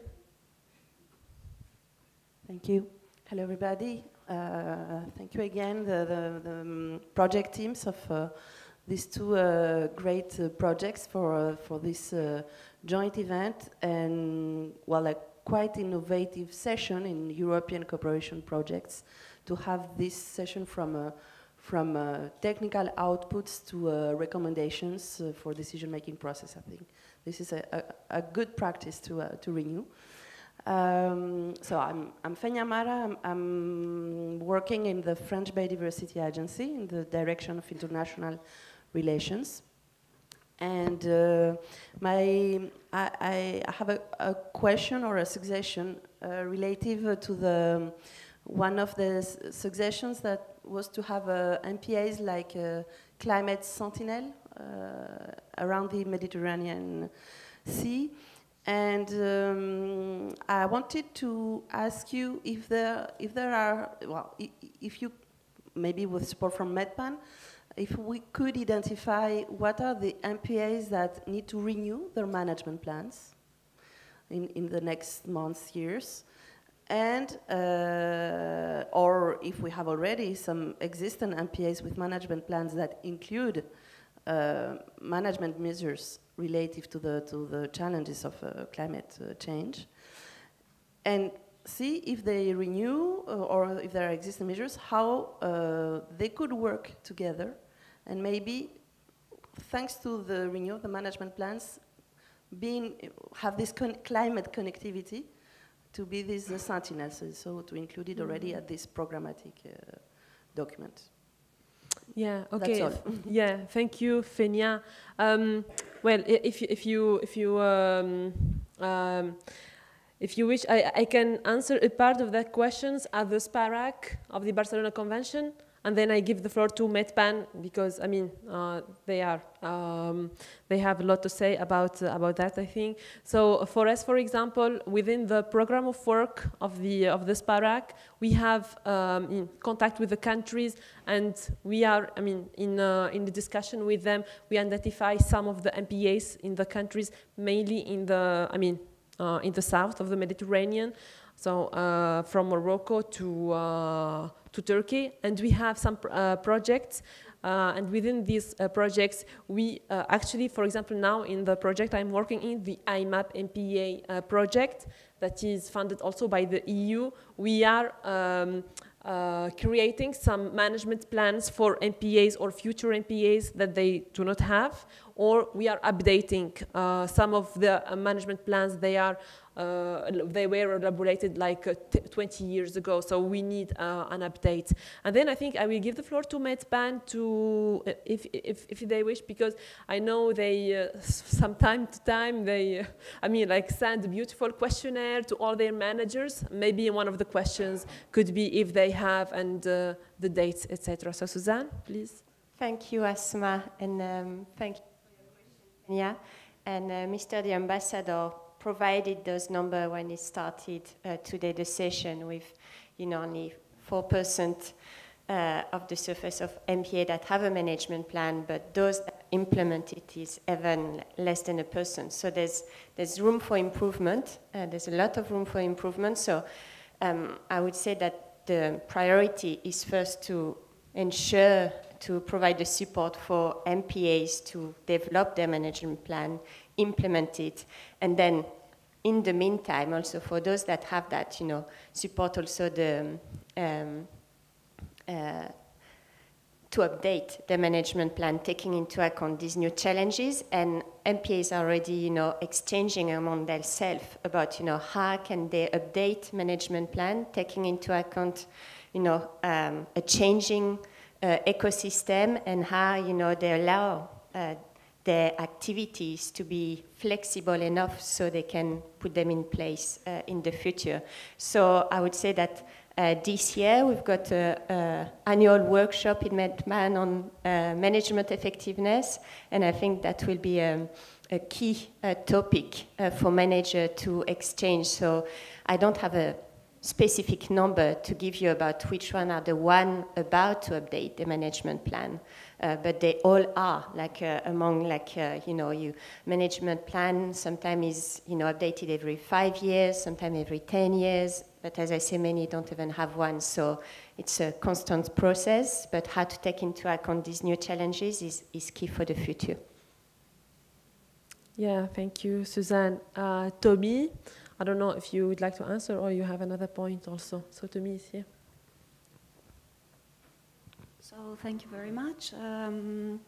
Yeah, just a reflection perhaps also from the point of view of the NGO, the Federation of NGOs that I'm representing. I think that no one will disagree that the recommendations that were put forward in the morning are really valid and they really need to be implemented. And of course, the major challenge is that, as it was pointed out again from in the morning, is the question how to establish the connections between the science and the policy and the society at large. So how to strengthen this interface. And it is more like, not necessarily a question that I would like, but more like a reflection that all perhaps could keep in mind while attending this event of what could we do on within our daily scope of work in terms of strengthening this interface. Because, yeah, bringing the different stakeholders together is a good, solid starting point. We have been doing that for quite a few years, bringing different projects together. Maybe in the past it was not being done so frequently, but now it is happening. Having everyone in the room is happening. So what could, for example, a policymaker at the highest level do in order to, what kind of change could they make in order to strengthen this kind of results, try to endorse all these discussions that we are making? Or what could an NGO do on the other side differently? This is what I mean. What kind of changes should we initiate in order to be able to strengthen the science policy society interface? And I think that this requires, a large change at every level, from the way that decision makers request the information. It cannot be, sorry if I sound a bit harsh, but it cannot be 5 bullet points on what they should be doing and commit to these 5 bullet points and do them. On the other side, also, from the point of view of science, we cannot elaborate, 500 pages reports and expect that this will have an impact at the end of the day. So obviously, we need to learn how to speak the same language somehow. It is not all easy. It's easier said than done. But and in general, to try and really do the work in order to operationalize all these things that all of us agree. I don't think that there is anyone in the room that disagrees. Yes, we could use maybe different words, but at the end of the day, the essence is the same. Thank you. Yes, thank you, Tommy. I mean, it's an important question that that Tommy raised, and also the objective of this interaction with you. What can you do in your daily job or in the future, for example, to help achieving and implementing those recommendations, in keeping in mind that we would like to change the situation for a better planet, for the better Mediterranean, for a better ecosystem. So I think Al-Mokhtar, you would like to react? And then the miss, just before you, I think she also raised her hand. Yeah. Okay, thank you, Asma, and really, thank you very much for all the presenters for this excellent presentations and a lot of information. For the recommendations, really that all time that we have recommendations that, because we are thinking there are some impacts from human activities on our seas and in the MPAs in general, but on the other hand, that we have another impact. Sometimes it came from the MPA for the local communities. So we should think really in another way. I need to add something, maybe because I moved from Ministry of Environment to the Human Rights Council. So I will talk about that because we are facing a lot of challenges like climate change, which will affect the local communities and also indigenous people at this hotspots in this world. And also there are another challenges which is in our Mediterranean, it's in immigration. It's really make a lot of problems with the MPAs and in general. So I hope that we have just one recommendation that it's have a title, it's an MPAs and maybe human rights, MPAs and maybe indigenous people or local communities and their rights. So it will be really very important to build the trust with the local communities and indigenous people at that time, and we will go directly to our aim because really I believe that the local communities, they are the key of MPAs to have an effective management. Thank you. Yeah. Thank you, Al-Mukhtar. Indeed, I think also it's could be like a key point. For example, I know in Al-Husayma, in Morocco, Al-Husayma or Jbal Moussa, there are also some like local communities that are there that they are really the key to enter to that MPA and to do, I mean, to change the situation, to do something good for the MPA. So we should take into account the local communities that are there. So yeah. Please introduce yourself and where. Daniela Minetti, Regione Liguria. Protected areas in inland and in marine. And I completely agree with you about the role of local community and of the trust of the local community in charge, enforce their own point of view in order to, they have a capability to do something positive and positive effect of their own and not just only negative effect. And we have to encourage this kind of point of view. And the second point is we have to enlarge the culture and the work with the other technician, because they have economists that are working with us with a new instrument, and they have are built something new for a new model that we want.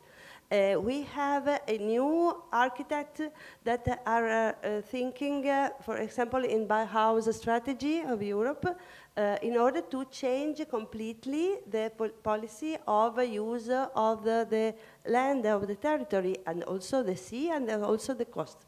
And so we have to enlarge our capacity to work in an interdisciplinarity way, because we have enforced the instrument of the other. We have to enforce the instrument of ecological world, it is important, and monitoring and so on. But we have to enforce their own world, because they are changing, and we have to work with them to change all the model. And our experience is in this way, and we have some interesting result in inland part of protected areas, but also on the sea, that it's more difficult because there is more pressure. But it's possible to have the results also in this way. Yeah, thank you very much. We also have some participants online. I don't know if there are any comments or questions so far. Otherwise, Joachim? Yes, I don't want to take more time before the coffee break, but I have a proposal for you that maybe we can discuss during the coffee break about how to make this sentinel, MPA sentinel for climate change, and how we can implement this. And maybe we could launch an initiative or challenge, I don't know, that we can make it like 100 MPAs for climate. And we can take the SPAMIS network, for instance, as champions for climate change. And from this is going to be the seed that is going to permeate to the other MPAs and enhance the management. So just put some thoughts on this, and maybe we can exchange during the coffee break. Yeah. Thank you. Thank you very much. Now, I just would like to to define what are the SPAMIs. I mean, if there are some that are not really very familiar with that, they are the specially protected areas of Mediterranean importance and that are under the Barcelona Convention. So they could be, yes, a good proposal, maybe the champion, or I mean, like a pilot Sentinel, for example, related to the climate change monitoring, etc. So yeah, do we take, because I have Mr. Back then, maybe the last intervention, and then we go to the coffee break? A very last comment from my side. I'm Ernesto Azzurro. I've been working with in leading the communication and work package in the MPA Engage project. And about a reflection about this proposal of Kim about proposing the network of Mediterranean MPAs as sentinel sites. Of course, this can have a profound meaning for single MPAs, but I think that this could be also important to raise the voice of MPAs. In our experience, many Mediterranean MPAs, they don't speak very much about the problems they're having. And we know that some problems that Mediterranean MPAs are having can be, in a way, managed at the local level through adaptation, mitigation, but we have to recognize, and we have to be honest in this, that other parts of the problem, especially things like climate change, cannot really be solved, cannot be really be, they're not really comprehensive adaptation measures. So the only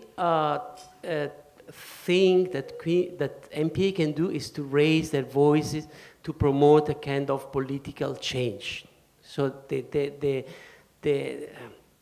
limits will be out of the MPAs. And altogether, the MPAs raising their voices, monitoring and explaining what is going on in the Mediterranean can really reach a higher level of policy and have a chance to promote this change in the economical system, the change that everybody, all the citizens, all the world is waiting for. So that was the kind of last reflection from my side. Thanks. Yeah, thank you very much. I think now we can close the session and go to the coffee break. Thank you very much for all of you, for your attention, for your contribution, and see you in 30 minutes. Thank you.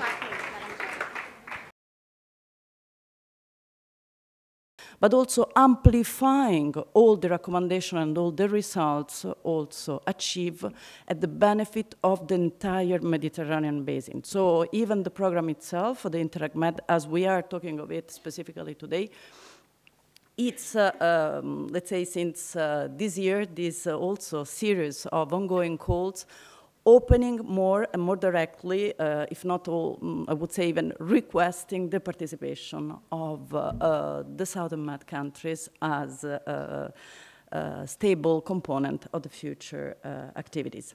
This is to say that the work up to now has been focusing a lot on piloting. We have to move from piloting to a critical Mediterranean mass.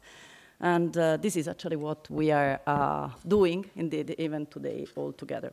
So this session, as it was announced, it's on financing.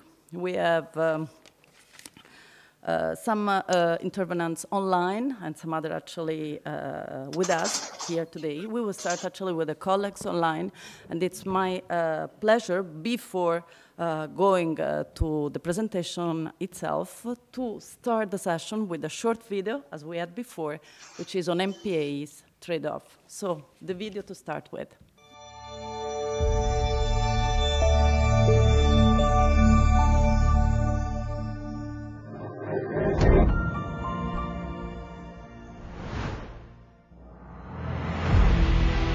Our marine environment provides us with many goods and services. Natural capital accounting is a methodology that helps us visualize all this and provides us with information to take action to protect and improve our environment. The mix of marine habitats and species is our natural capital. The healthier it is, the more benefits and services we get. In 2020, we started a natural capital accounting study of the marine reserve of Llevant Cala Rajada in eastern Mallorca, Spain, covering only 11,286 hectares. This marine protected area generates goods and services worth 4.8 million every year, €10 of benefits for every euro invested. Investing in marine protected areas pays off.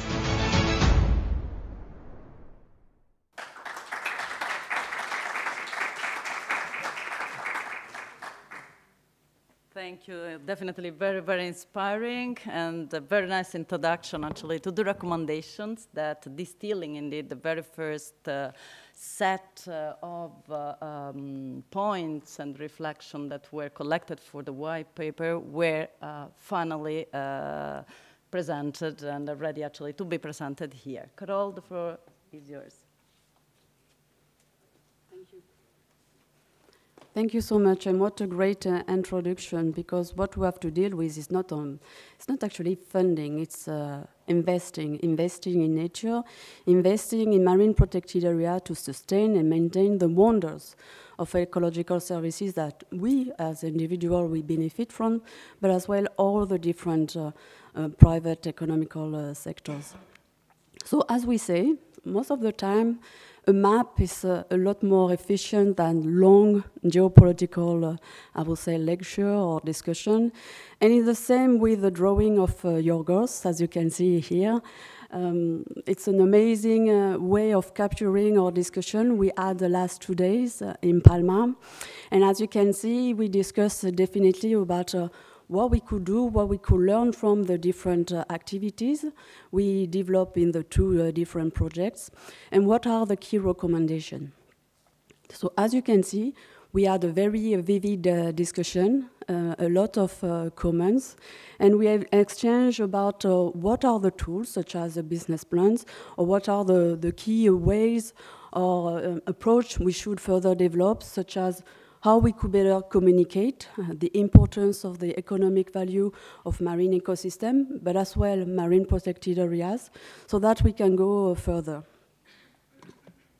So I will present you in a nutshell the key recommendation we discussed. As you know, we have elaborated on the basis of the two projects 14 recommendations related to sustainable funding of marine conservation, but as well as strengthening cooperation in the Mediterranean regions. And as it was highlighted already this morning, particularly by Mr. the Ambassador, there is an important funding gap. So how we can tackle this challenge and how we can work together, because when it comes to funding, it's not only about money, it's related about the legal framework, the tax framework, the fees frameworks, and how the different stakeholders could contribute to the sustainable management and conservation of marine protected areas. So in a nutshell, I will present a set of 5 recommendations related to funding. And the first one is definitely echoing the short movie, how we should go further, how we could promote and support the need of a harmonized economic analysis of the entire Mediterranean MPA network. And this for the sake of consolidating the economic value of marine conservation efforts, to show these important figures to decision makers, to the economic sectors, and this highlighting very, in a, I would say, accurate way, the additionality of marine protection efforts. The MPAs are acknowledged at the international level as key tool for marine conservation, but they are actually key tool for sustainable development. As we can understand, they are providing huge support for maintaining these ecosystem services. The second recommendation is linked regarding the funding needs, because if we have big figures at the regional level, there is still a lot to do in order to better know how much is needed at the national level, but as well the local level, to really support an effective management of marine protected areas. So we need to conduct all this assessment to know in a more sharp way how much is needed. And this not only actually to provide more boats to make the surveillance, but to invest again in the human capital. It was stressed this morning, the value of the network lies in the human capital, the people meeting, exchanging together, but it's the same in the management of marine protected area. We do need staff, we need more people in order to make it working. The following recommendations are related to, I would say, financial engineering, because we need to go further in terms of innovation to find new ways and find ways to diversify as well the source of incomes for marine protected area. So as part of our discussion in Palma, a keyword, fees, was several times mentioned. Currently, some countries have put in place a fee system. Nevertheless, they still need to be improved. And as I mentioned in Palma, I had a very interesting discussion with the National Park of Porcro, who told us we have already a tax that is dedicated to sustainable tourism, but we cannot use as much as we would like to do this tax because it helps us to invest, for instance, in material, in boat, but we cannot use this money in human resources, while we do need more people at sea. So the whole point here is to see how we can work with decision makers, for instance, Parliament, to be our champion and to see how they can improve their legal framework to really enable the potential of the fee system to help MPAs to capture revenue in order to address their needs and all their needs, including human resources needs. The second recommendation linked to innovative finance is directly targeting the MedFund. We have this great chance and luck to have a dedicated conservation trust fund in the regions. Nevertheless, we have to support it in order to grow and to help it to further support all the marine protected areas in the regions.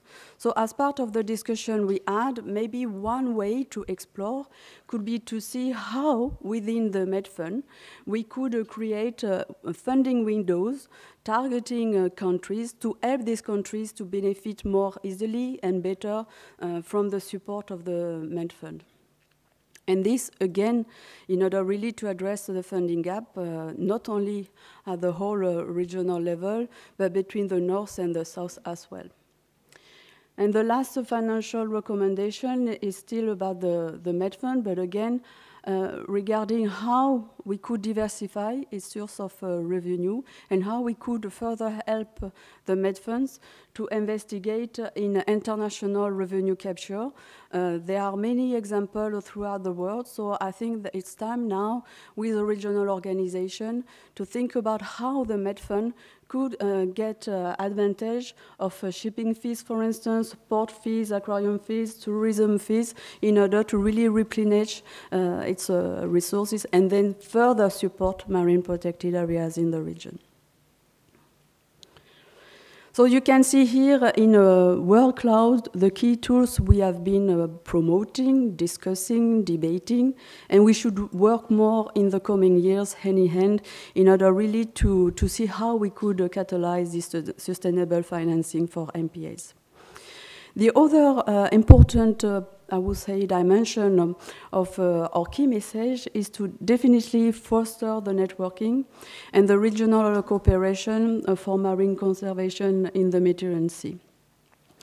Clearly, during our last 2 days, the importance of networking has been highlighted, the value of being able to meet, to share, to exchange between peers has been underlined, and it is something that we need to keep in mind in our, I would say, roadmap or action plan in the coming years.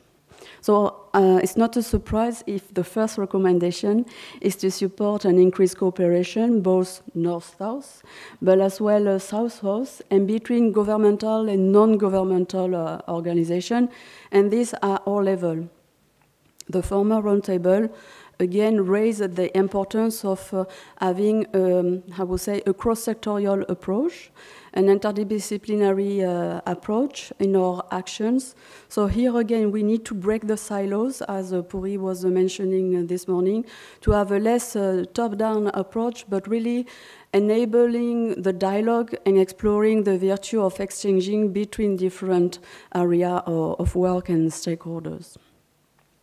The second recommendation is related of, again, this importance to bring communities of practice together, the one for marine conservation with the MPAs manager and the network, and those from other stakeholders, other sectors, so that, again, we can see how we can work hand in hand to support an effective management of the marine protected area, and thus an effective marine conservation for the benefit of the other economical sectors. And the last but not the least, it's about supporting this transnational experience, sharing technical exchanges, again, not only among ourselves, not only among the marine conservation community, but between MPA managers, local authorities, municipalities, sub-regional authorities, scientists, NGOs, economic sectors, even prosecutors, and I'm very happy that next week there will be exchange at the Mediterranean level between prosecutors to discuss how they can better tackle the question of nature crimes or infraction.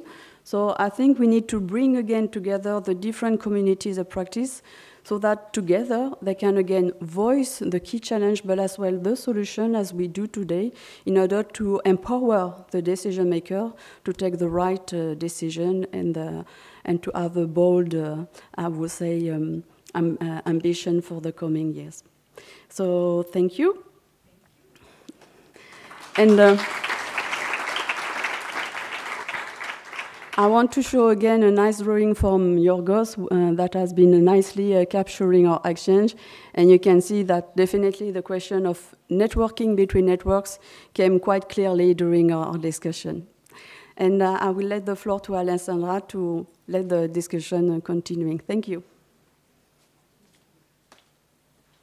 Thank you, Carol, for summing up actually the recommendation and actually giving these inspiring words. I think the three sets were particularly important and will be, of course, digged in also by the speakers during the upcoming interventions. So definitely the change even in the fiscal system, which is something crucial, of course, even of the overall green circular economy transition are there, specifically discussing that here it would be very relevant. The MedPAN is a very good example at many different, let's say, levels, regionally, locally, and internationally. And maybe we can also say that the Mediterranean is a laboratory and has been a laboratory. And we are becoming more and more conscious of how, despite all the negative, let's say, news that we heard this morning also, I mean, at start, which are actually the difficulties that the region as such is encountering, the community is getting closer and closer. So this is going to be actually our lever for future action. Let me now give the floor to Curzio Cervelli, the coordinator of the Joint Secretariat of the Interreg-Med. Curzio, very good to see you online. Good morning. Ciao. So the floor is yours, and you have around 5 minutes. Looking forward to hear from you. Yes. Thank you very much, Alessandra. Dear colleagues, well, first of all, I would like to congratulate all for the work realized during those years. I think that your projects both are really the example for translating the philosophy of the Interreg-Med in a reality. So you know very well altogether that we are pushing for synergies and common projects, common outputs, common platforms for a long time ago, and you realized that dream, and you had the capacity also to interact as well with the biodiversity thematic community and also the strategic projects as well. So it's a pleasure for me to be reassured that this is possible. But I would like to restart from a very interesting question I had the possibility to hear at the end of the previous session, how to go farther than the scientific level. This is our main concern. And you know that we are trying to operate in that sense also for the future. Alessandra Sensi is there. She can testimony that we are working on a strict relationships with the Union for the Mediterranean to try to be much more effective also at the political level.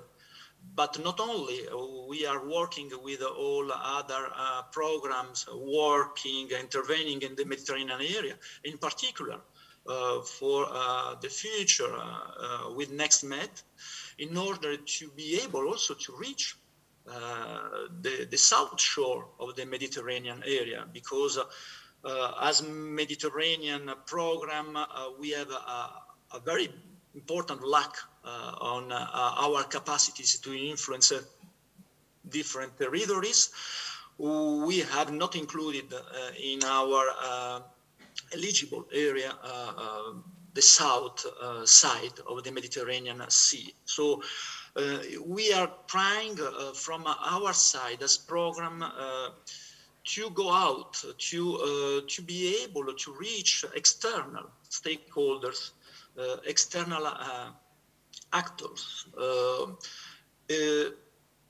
Once we started in 2008 for the first programming period we managed as Région Provence-Alpes-Côte d'Azur, the problem was for us only to be able to manage money, funds, in a correct way. This is the first concern, of course. During 14-20, it was important to create synergies within the program, among projects. The idea of the horizontal projects and the thematic communities, I think was the best one we had in order to offer you, as requested in the previous program in 2007-13, to know each other. And it has been done. And you are proving that now, today. In the future, what else? The idea is really to be able to work all together like a single program in the same Mediterranean area, including political and technical aspects, sides, officials, promoters, stakeholders. It's not good for us to continue to work in silos, one by one. We need to create synergies and to integrate results coming from thematic programs managed by the European Commission directly, or other Interreg programs, PRIMA as well, initiatives.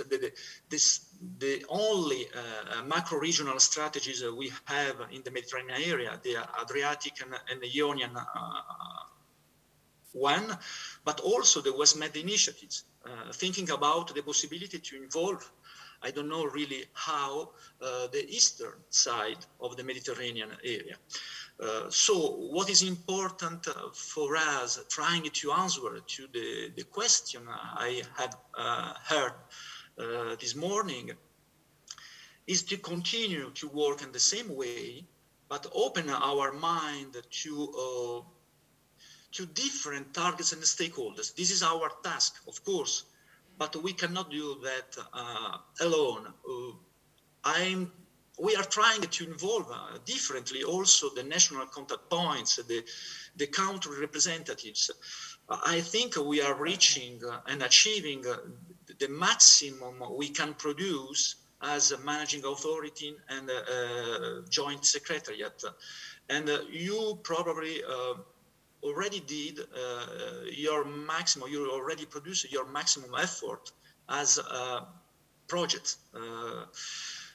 What is important now for us, for me, is to be able, also with the help of Interact, to involve directly country representatives in European institutions, different European institutions, not only based in Brussels. Of course, this is the minimum requirement, but also to be able to involve probably the European Investment Bank or other similar organisms, bodies.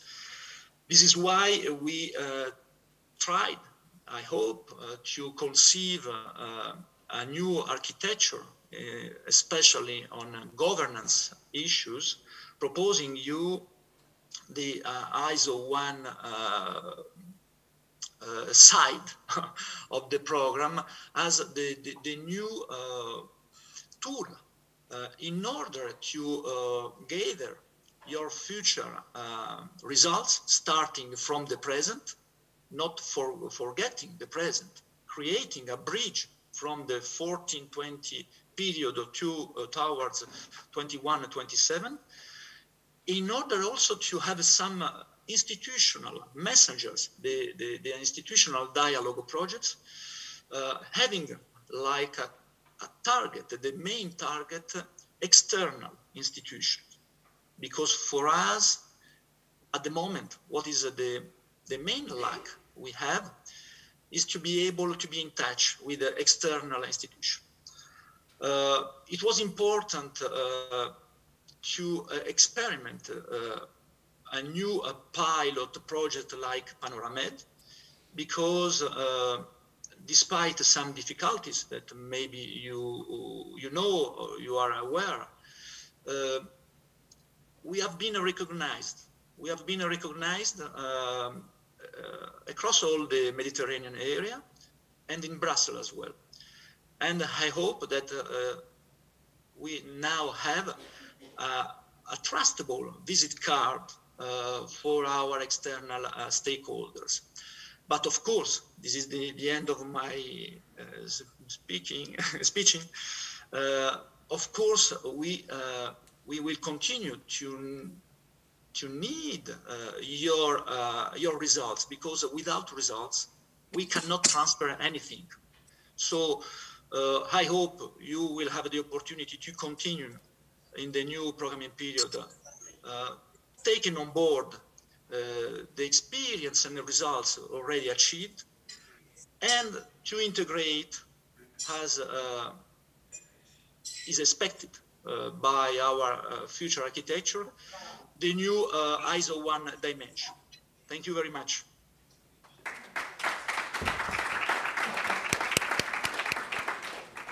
Many thanks, Curzio. Really, you have been able to sum up a lot of important steps indeed done during this period. You refer indeed to the coordination with other programs in the region. You somehow answered also to the question related to sustainability, which of course comes as part of this dialogue that you are referring to, which is done also at regional level among the different, let's say, institutions. You also indeed refer to the governance projects and activities that are going to be launched for the 21-27 as follow-up of this, as you said, exercise that Panoramed was, which is, however, indeed bringing a lot of important, let's say, lines of action for the years to come. You referred also to the involvement of the banks. We indeed remind the fact that next week we will have an important meeting here in Barcelona, the UFM Blue Finance Conference. Among the various issues to be tackled, indeed, there will be the investment the investments themselves, and it's very important to have your contribution there, especially in relation to this somehow new concept for the bank of restoration, what restoration can mean in terms of investments. You refer, of course, to the financial, but also to the human investment. So these are all type of consideration that will be very important to bring next week. Thank you very much, Curzio. Thank you. We will now move to the next speaker, Jerome Petit from the Pubertra Foundation. So, Jerome, you are on the screen and you have the floor. Hello, buenos dias, bonjour. My name is Jerome Petit. I work for the Pew Charitable Trust on the program named Pubertra Ocean Legacy. I think there is a mic on, so there is a very strange sound behind. I will try to continue. So today I would like to present you our Pubertra program and the new initiative we are starting in the Mediterranean region. So I would like first of all to thank the organizers to give us the opportunity to present this work, and in particular the MedPAN team and all the estimated talks and guests who gave us very inspiring presentations this morning. So let me share my screen to present you a presentation I have prepared. Hopefully this is going to work. Is it working for you? Yes, perfect. Okay. So it's not the beginning, sorry, of the presentation. Let me start to the beginning. Here we are. Okay, so first of all, I'd like to present the Pubertra Ocean Legacy program. So this program has started actually in 2005, and the objective is to promote the designation and the management of highly and fully protected MPAs. So we concentrated from the beginning on no-tech area because we are a science-based organization, and we know that highly protected MPA brings the highest benefits, ecological benefits, and also social and economic benefits. So this is why we've started from 2005 to concentrate on this particular category of MPA. We have a budget of $60 million from 2017 to 2027. And the activities we are supporting are community involvement. We always have a bottom-up approach, working with the mayors, with the associations, with the people on the ground, in order to create some scenarios and to propose some MPA maps to the decision makers. So we work with NGO coalitions, we work on science, we do science expeditions, we do a lot of advocacy with the decision makers, of course, and communication such as documentaries or any kind of communication which can put an area on the map and create an interest for its protection. So the first results of this program from its start in 2005 is the contribution to the creation of about 9 million square kilometers of highly protected areas around the world. So we're very happy to have contributed to these designations. So where do we work? We work in 25 different sites all around the globe. So mostly in the Pacific, Western and Eastern Pacific region. We also have a program in the Southern Ocean around Antarctica, but also in many different overseas territories of France and the UK mostly. And as I said, we are starting this year a new initiative in the Med area. So this is what I will present now. We are very excited to start this initiative. It's very new for us. The objective of our initiative in the Mediterranean is still to promote the designation of highly and fully protected areas, because this is really the DNA of our program, and we've read in all the roadmaps and white papers and recommendations from the local stakeholders that there is clearly a need for this, and there were also a lot of commitments that were made at the Barcelona level, at the European level, but also at national levels. So we think it's a good moment to start invest in this area in particular. We have a budget of $5 million for 5 years, and we will work through a grant-making approach. Most of our budget will be actually used as grants and partnerships with local stakeholders, because we are very new to the med area. So we arrive with a very humble approach, and we really rely on the expertise of the people who, such as you in the room and most of you listening, who really have the expertise and knows the area perfectly. So why did we invest in the Med? Because we all know it's a biological hotspot with about 7% of the marine species concentrated in less than 1% of the waters. There are numerous threats: climate change, pollution, overfishing. We've all identified the financing gap and the lack of funding. We consider it's complementary with our other sites. So far, we've mostly worked in remote areas with limited human pressures. We know that the med situation is completely different, with much more complexity and working on much smaller areas. So we think that in order to be able to tackle the 30% target at the international level, we need to be able to work in that kind of areas as well.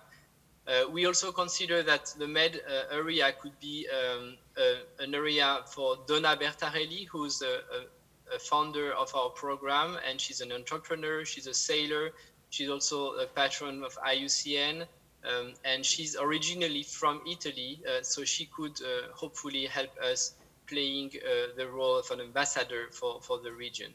And we all also agreed that the level of protection of the med area is currently very low, and I will just show you this map of the highly and fully protected areas currently in the med, which represent only 23% of the area.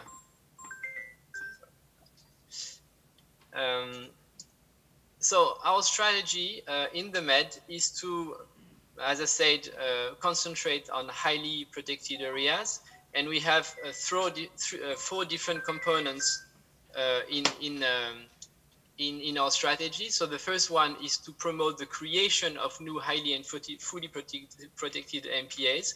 The second one is to promote a higher level of protection in the existing MPAs. The third one is really to concentrate on connectivity. We consider that connectivity between the MPAs is also key. And the fourth one is to promote an efficient collaboration between stakeholders and to support coalitions of NGOs and of stakeholders. So I will very quickly present you our action plan for 2022. And I will start with the first component of our strategy, which is promote new MPAs, as I said. So we consider that we still need some analysis of what can be done.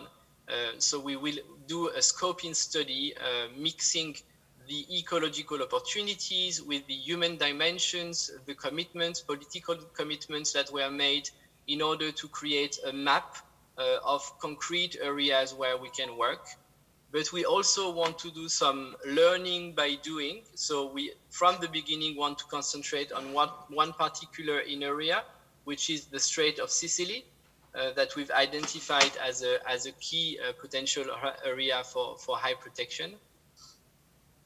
We will work, as I said, as our second component on trying to enhance the level of protection of MPAs through different approach. And the first approach we'd like to do is to do a launch for small grants, specifically on high protection, and also to work through an NGO alliance at the EU level, because we consider it's important to have a link with the EU institutions. So I don't give you here the name of the partners we've identified for all these initiatives, because nothing has been signed, so I can't really give the names, but we are in constant dialogue with all these partners. You know most of them, and they are like the usual suspects. and we hope we will be able to sign our partnerships during the summer to start all our activities during the fall. The third component of our strategy was connectivity. So we first want to work on illegal fishing, not only within the MPAs, but also outside of the MPAs, and work through a collective effort on transparency of fishing and through enhanced regulations at the Med level, but also at the national level. We also want to work on fisheries restricted areas, FRAs, which we consider are a very efficient tool for protection, and we want to support a network of FRAs in the Med. And last component, coalition of stakeholders. We want to support several coalitions that are already existing and try to find complementarity between these different coalitions and to have a collective effort on high protection, in particular in the region, through different strategy sessions, different workshops, knowledge exchanges, etc. So this is the end of the presentation. Thank you very much for your attention, and I hope I will be able to meet all of you next time not virtually. Exactly, thank you.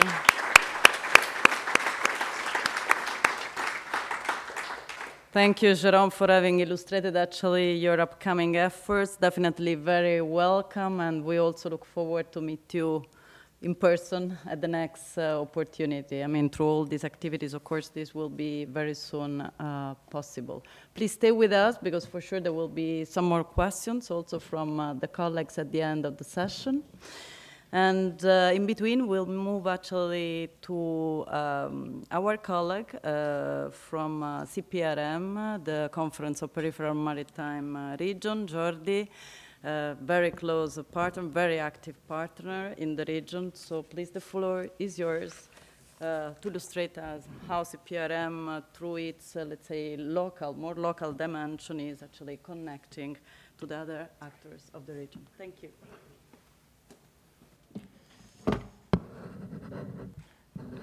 Well, thank you very much for this kind invitation. I'm Jordi Juarez. I am project officer at the Conference of Peripheral Maritime Regions of Europe, or the CPMR for shorten. I am project officer here. So the CPMR brings together about 150 regions from the European Union states and beyond.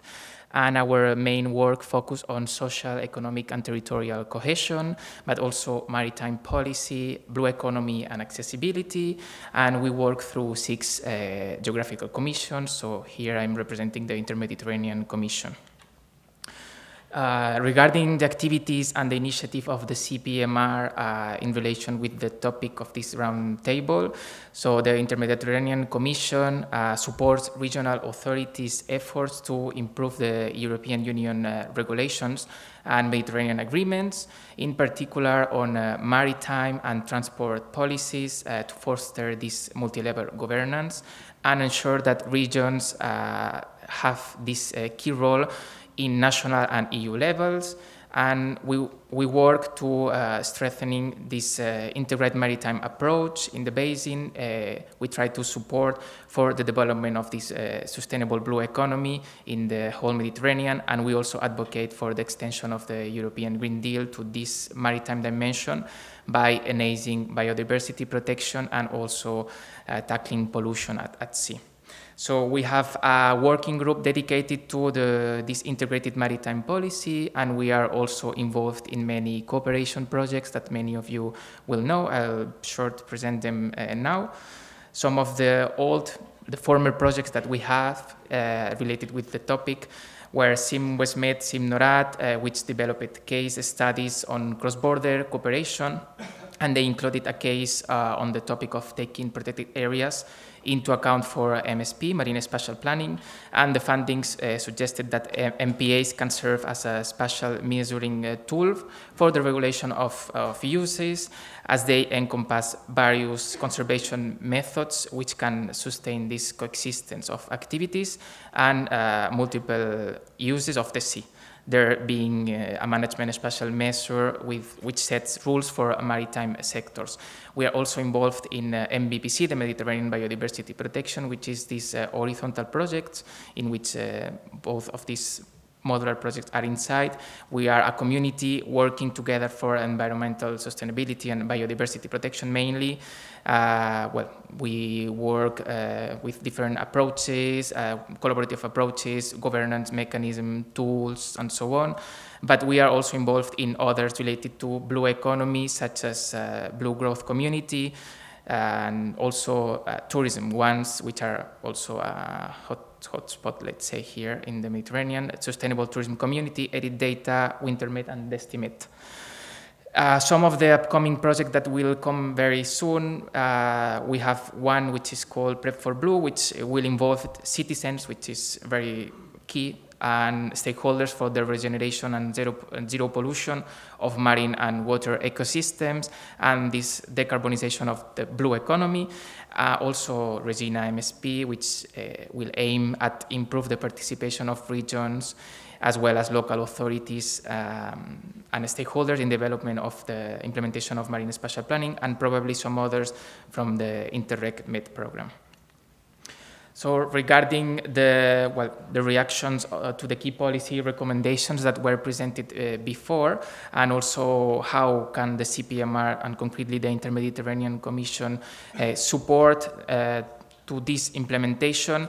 So, we are all here and we all agree that all the ecological consequences of the overexploitation of marine resources added to the effects of climate change cannot be ignored anymore, and it's necessary to address these challenges from a multi-level perspective and including all the different stakeholders, not only public but also private.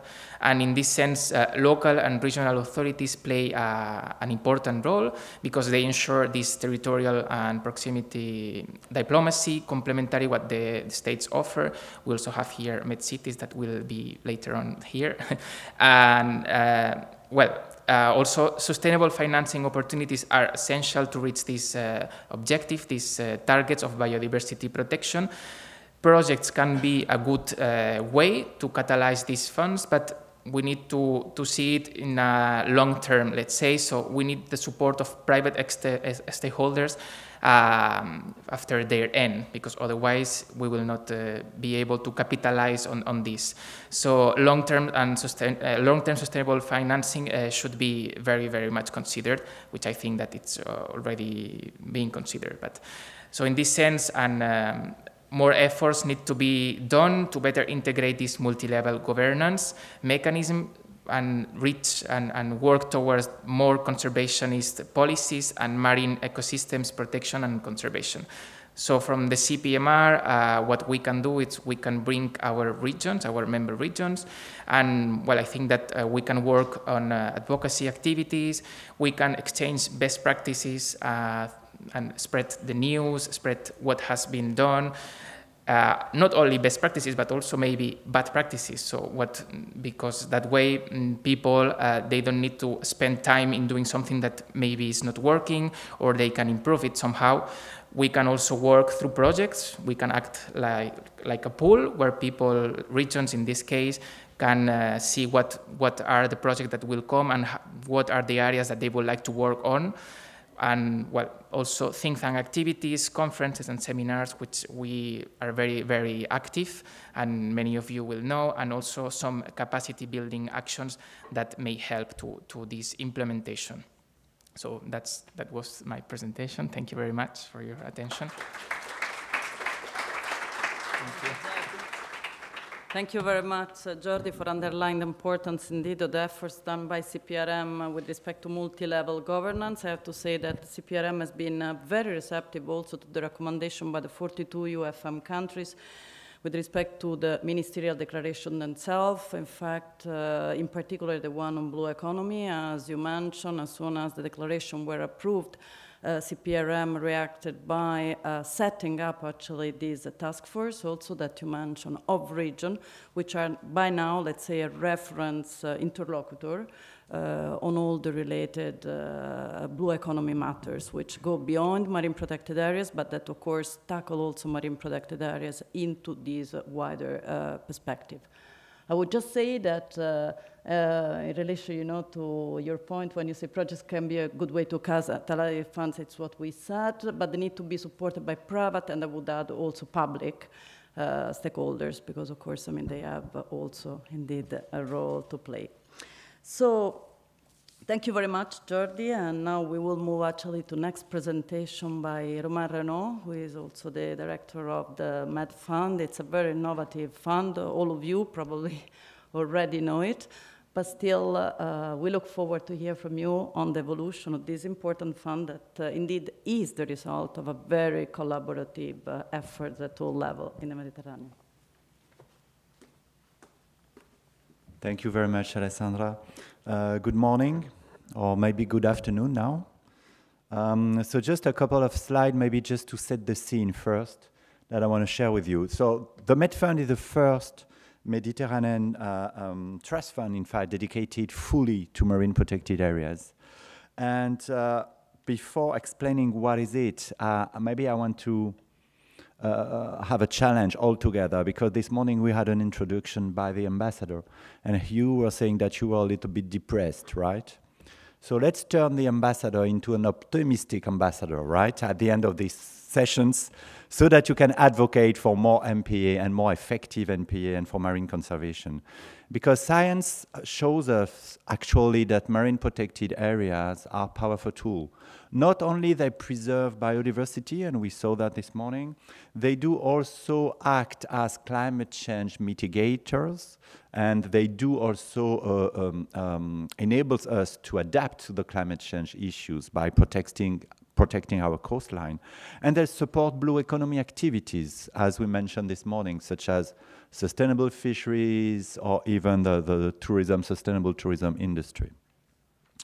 But they can deliver all those benefits, ecological benefits, socio-economic benefits, if they are sustainably and effectively managed. And to do so, they need sustainable funding, which is the core of all organizations. And this is the reason why a few years ago, 3 countries, Monaco, Tunisia, and France, they joined forces and have decided to create a sustainable funding mechanism, which is called the trust, which is called now the MedFund.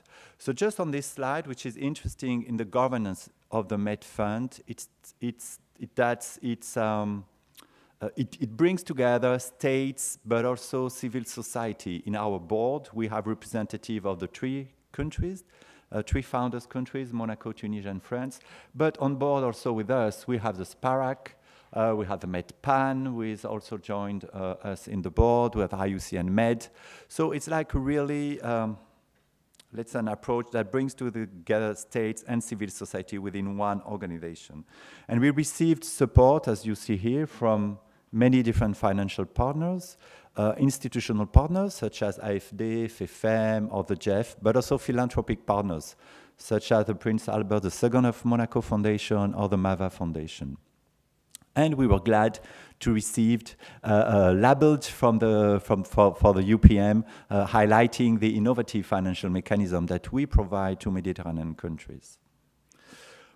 Because the whole idea behind this trust fund is to be sustainable. As it was mentioned previously, we cannot do conservation. We cannot conserve the Mediterranean Sea by jumping from one project to the other one.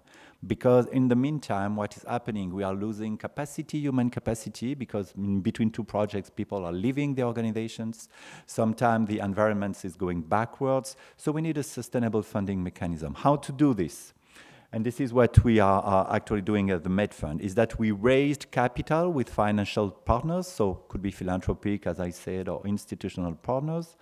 Then this capital raised by the MedFund is invested in financial markets, following a responsible investment policy, and we are using the products and the interest generated by this capital to support local marine protected areas across the Mediterranean region.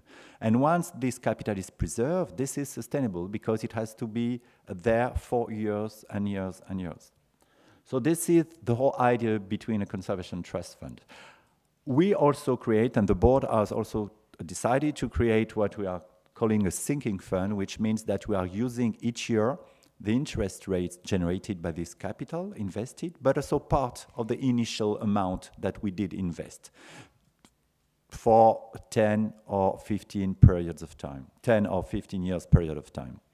And we have also, as another kind of financing mechanism that we are using, and Carol, you did mention tourism fee, aquarium fees. We are using that into what we call a revolving fund, where actually we have now a network of aquariums across the Mediterranean regions. And when the visitors go in this aquarium, part of their entrance fees is dedicated to support the Med Fund. So this is like an ongoing support, and we have now like up to 5 different aquariums across the Mediterranean regions that promote at the same time marine protected areas for the general public, but also can really support financially the work done by MPA managers. So where are we now? Just to give you an idea. So to date, we are supporting 8 marine protected areas across the Mediterranean region. So almost 3,700 square kilometers. And the goal in 2025 is to reach around 20 marine protected areas across the sea. Across the Mediterranean Sea. So you can see on this map here the different MPA we are supporting. So we are supporting MPAs in Tunisia, and I'm glad to see the MPA managers from Albania and Turkey that we support here in the room. And we launch call for interest, annual call for interest. So now, just for you to know, there is an annual call for interest that is open until the end of June, right? Targeting specific countries, so just go on the website, so you will have all the information, and I will be around today, so if you need any information, please let me know. We grant local NGO, but also national authority, because we believe that alliances between national authority and civil society are really key when it comes to really implement marine conservation activities. And what we fund is the day-to-day operational cost of marine protected areas in order to do the enforcement, so to have the boat that goes at sea, so we need fuel, we need rangers, especially during the summer season. Sometimes we need seasonal rangers to have more people on board to do the enforcement, but also to do, you know, the education and awareness. We also fund the scientific monitoring, and this is key, because for each marine protected areas that we are funding, we ask each one of them to select 3 conservation targets, and we are monitoring progress on those conservation targets, just to make sure that at the end of the 5 years period of time of this agreement, we can really show results, real results and real ecological benefits, because this is really key. MPAs are all about ecological and socio-economic benefits, so we need a clear indicator to convince the decision makers, right, to create more MPA and more effective MPA. And we also, of course, support the equipment, the education, the awareness on sustainable activities. So basically, this is it about the Med Fund. And as Carol was asking me, what is the link with the recommendation that we made? I think that the link are really clear. I mean, the more we got support from institutional actors, the more we got support from the private sector, the more we'll be able to fund more marine protected areas. So this is something that we really need to have in mind, is that we have the chance to have this regional mechanism now, which is quite young. We're still quite young. And so we need, the more we'll get support from the private and institutional supports and private for Mediterranean countries, the more we'll be supporting the MPAs across the sea. So, Mr. Ambassador, I think that you will carry the message, optimistic message at the end of this morning. So more MPAs and more effective MPAs. Thanks.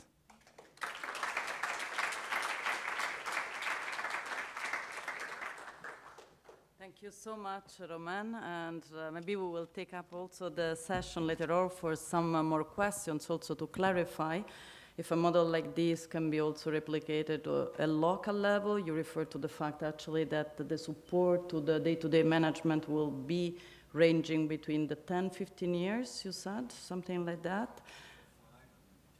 Because it could be interesting to know what could happen actually for MPAs afterwards. I mean, after this period, how could an MPA be autonomous enough, you know, to run all these also on its own? So this is particularly relevant. So let me now give the floor to Josep Canals. Josep, I think almost everybody knows you, so there is not a need really to introduce you, the director of MedCities. Please, the floor is yours.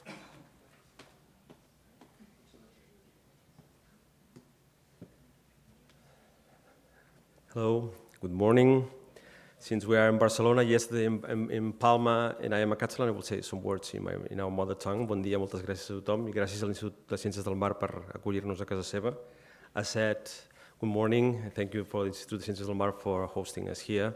Mr. Ambassador, gracias por acompañarnos todo el día. Thank you very much. I am the Secretary General of MedCities. There is a director, so I will try to explain to you who we are and what can the local authorities provide to these areas of expertise or of knowledge.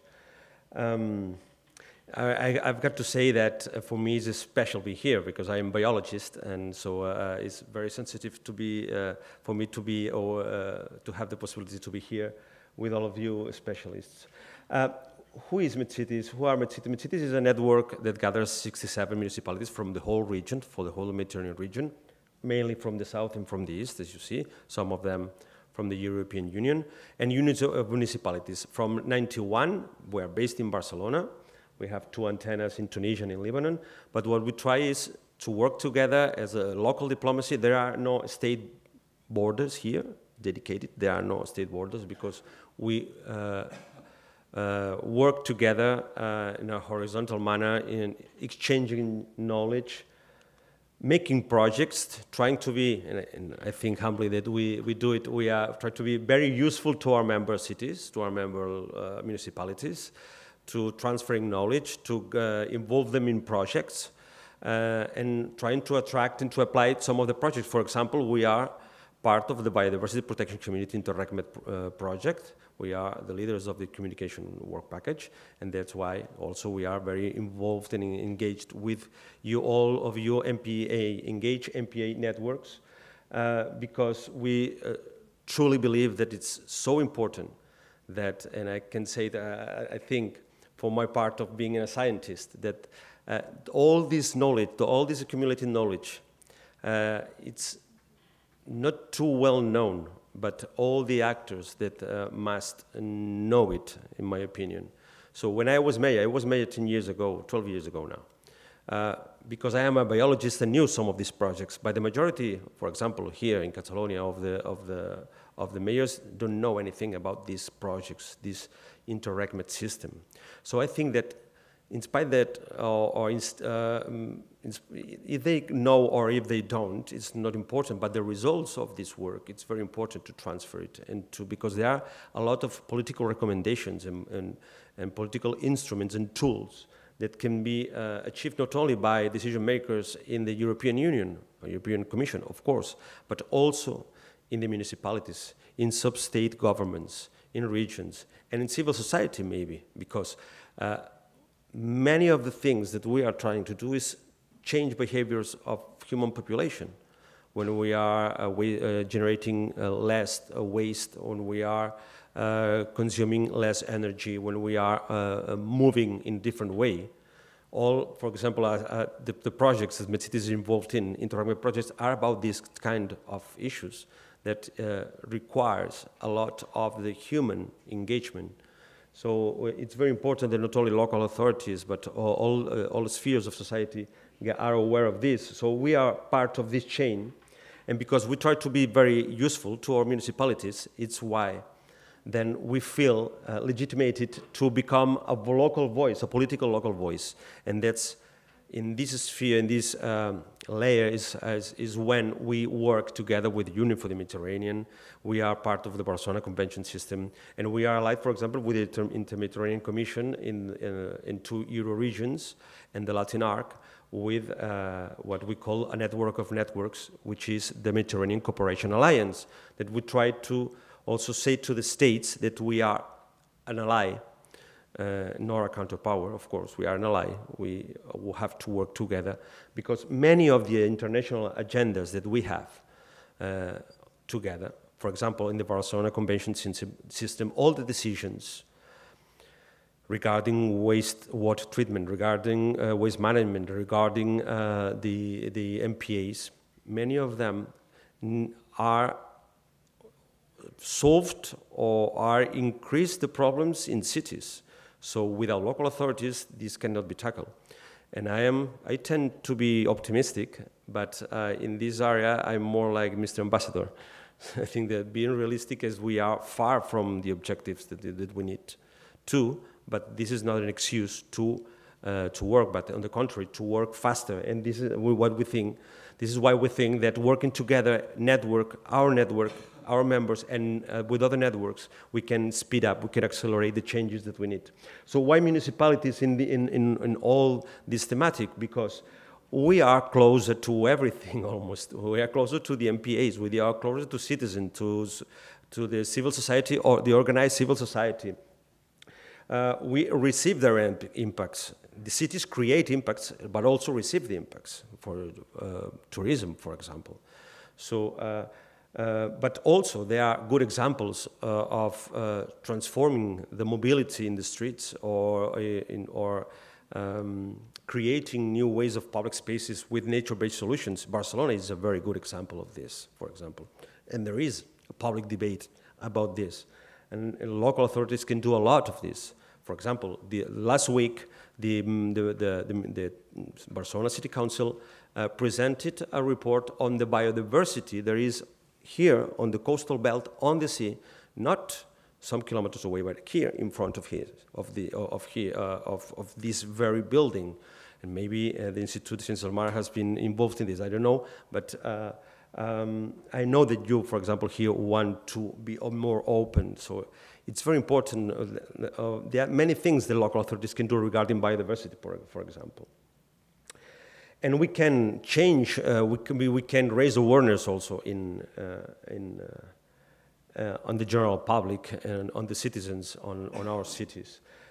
Some examples of the MedCities, the projects that were involved. This is a project regarding biodiversity, ecosystem-based management tools and practices, how we can gather all the experience, all the knowledge that is in the region regarding this approach, both on the MPAs and outside the MPAs, with 2 pilot regions in Sfax and Tira, and how can we, after that, we can scale up all this experience that we will be gathering, and how we can scale up and spread all this knowledge with the association with MedPAN, and working together for that, for spreading this work, for spreading this knowledge, to try to be more actors to act and to change and to do new policies regarding this.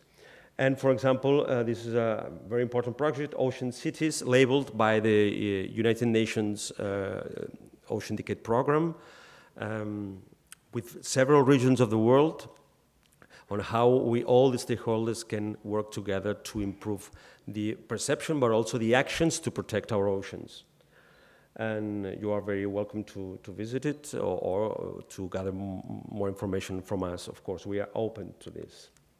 Or for example, in engaging in transboundary actions, this encompasses 3 states, Monaco, France, in Italy, and the Pelago Sanctuary. You know it better than me, but we also are engaged on how we can spread all this knowledge, this kind of agreements between different or among different institutions, local authorities to have signed the Pelagos agreement. We have here a member, Genova, but we can also, near of the region, not inside, we have Marseille and Rome, for example. Of course, the impacts on the water or in the waste generation can arrive to this region, to this zone, this area. So it's very important how to engage all these political and technical actors in the local authorities, and we can do this, and we are in fact doing this kind of this role. Our commitment, you asked us for saying what can we do. I think I explained some of that, but here are some of the things that MedCities is an association, or some of our members. I know that not all of the members of MedCities are engaged, are aware of this. In fact, some of them maybe are doing policies against biodiversity. But we are a tool also for raising awareness among our members, because some of them are more engaged than others.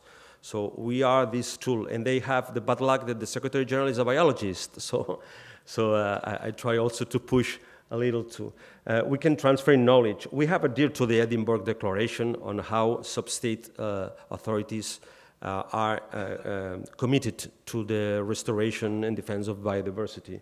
We transfer knowledge, as I explained. We will share all the political recommendations of the intermediate projects we're involved in. We will share it, for example, with a Parliamentarian Assembly of the Mediterranean, with some parliaments, for example, to the Parliament of Catalonia. It's my intention to present the results there, for municipalities, associations of municipalities, so we can do much more to spread this knowledge and to achieve a reaction and a change on the policies. Disseminating experiences, we can control activities if we have the competencies. In some cases we have activities on, for example, recreational boating.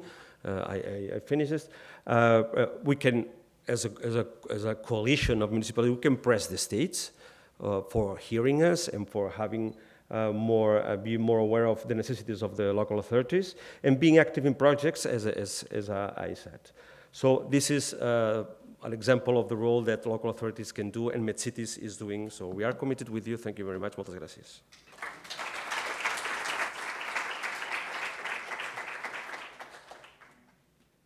Thank you very much, Joseph. Actually, maybe we could also add that one point could be this one of influencing a bit these flows of investment, be that financial or human, how to readdress, how to rethink actually, the structure of funds generated at municipal level, and how to redirect them towards the objective that we are saying. So a small change of the program, because Ambassador Albacete will have to leave us, so we'll give him actually the opportunity to close a bit earlier than the closure, because of course we will want to continue also with an exchange with you, but really we have been very grateful of your participation throughout the morning. So the floor is yours.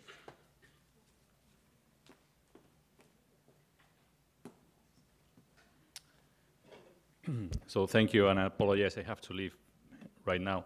I need 2 minutes of your attention. I was very depressing this morning, and I gave you some data supporting that depressing approach, and I did it on purpose. I think that the dramatic reading of the Mediterranean is needed for 2 reasons. First, because it describes the reality, and I supported my dramatic narrative with some data. And second, because it helps create a sense of urgency. And that sense of urgency is often lacking in the discussion at political level.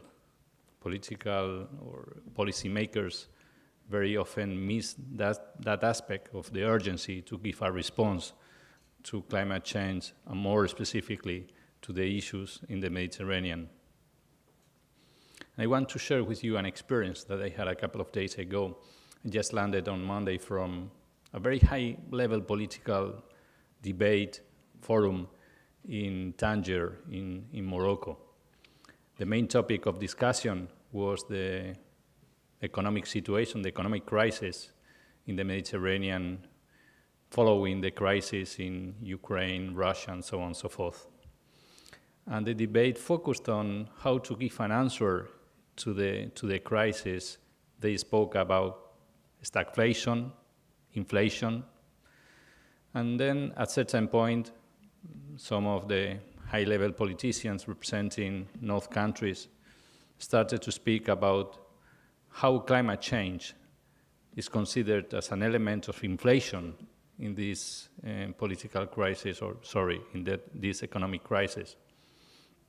So there was a sort of clash between the need to give an answer to the economic crisis and be productive, effective, and fighting against inflation and combating climate change. The tweet was end of the month versus end of the world.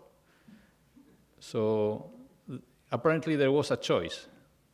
We fight against climate change, or we combat climate change effects, or we give an answer to individuals and families that have problems to reach the end of the month because of the economic crisis. And I have to tell you that that was, and it is, an artificial clash. I think politicians have to give an answer to the climate change as well as give an answer to all of us in terms of our economic difficulties or day-to-day problems.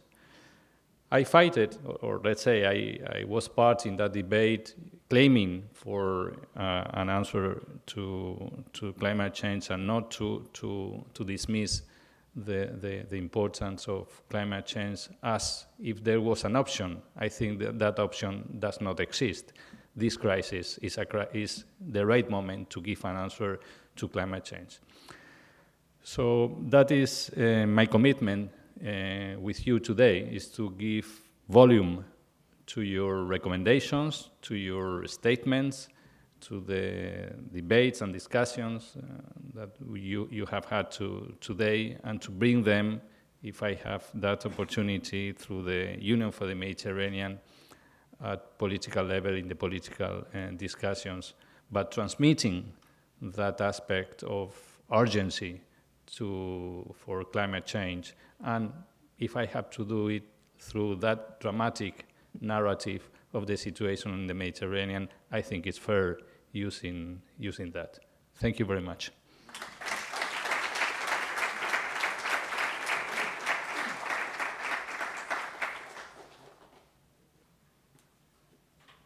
So, time for us for questions, comments, inspiration and thought. Please, you have the floor.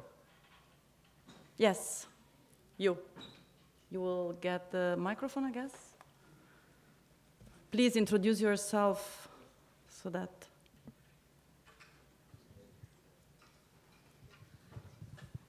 Thank you. So it's not my comments, it's online comments from Elena Diaz Almela, who is an MPA manager. And she's saying one different comments.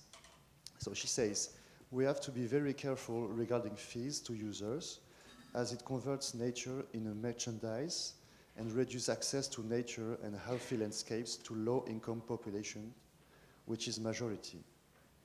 Rather, advancing laws enabling getting funds for conservation and restorations from MPA environmental services like climate change mitigation and adaptation.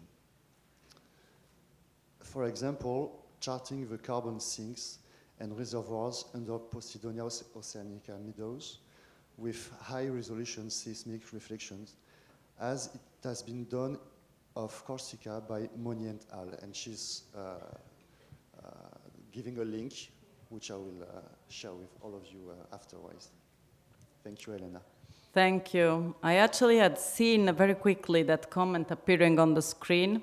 I will give my view and then I will open, of course, to others. I think, especially in this community here, there is a very, good level of awareness on the risk of merchandising, as it was underlying. It's not something new. It has happened over the past, let's say, 40 to 30 years.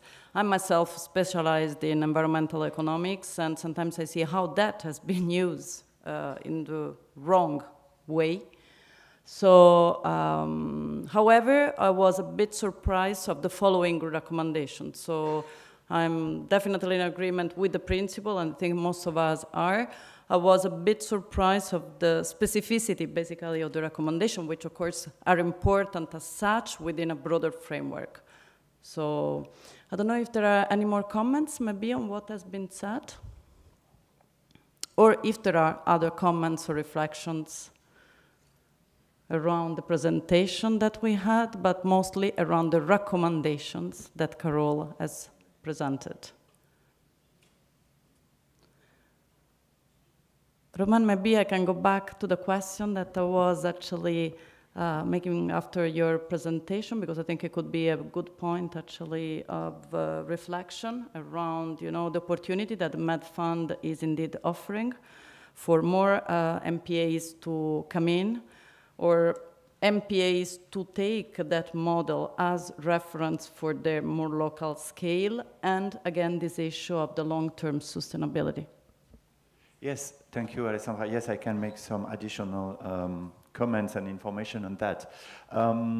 First of all, is that the MedFund does not fund 100% of the management of the MPA, because we only act as co-funding organization, because the main responsibility are the government, right? So Mediterranean government, when they do create marine protected areas, they have also to dedicate national budget to support the management of those marine protected areas. So this is the reason why the board has decided to support mainly the countries of the south and east part of the Mediterranean Sea, in order for them really to demonstrate that marine protected areas are really good investment, so that they foster investment from the national government to support their own national policies. That is the first point. The second point, when it comes to sustainability, what we have also decided to do is really to support marine protected areas in designing their own sustainable funding mechanism at a local scale.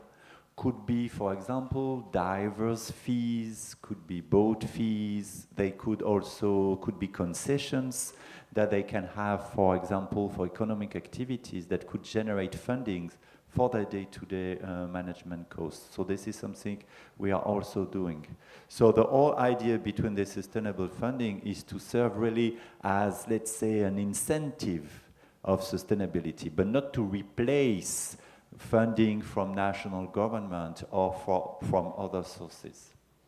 Thank you.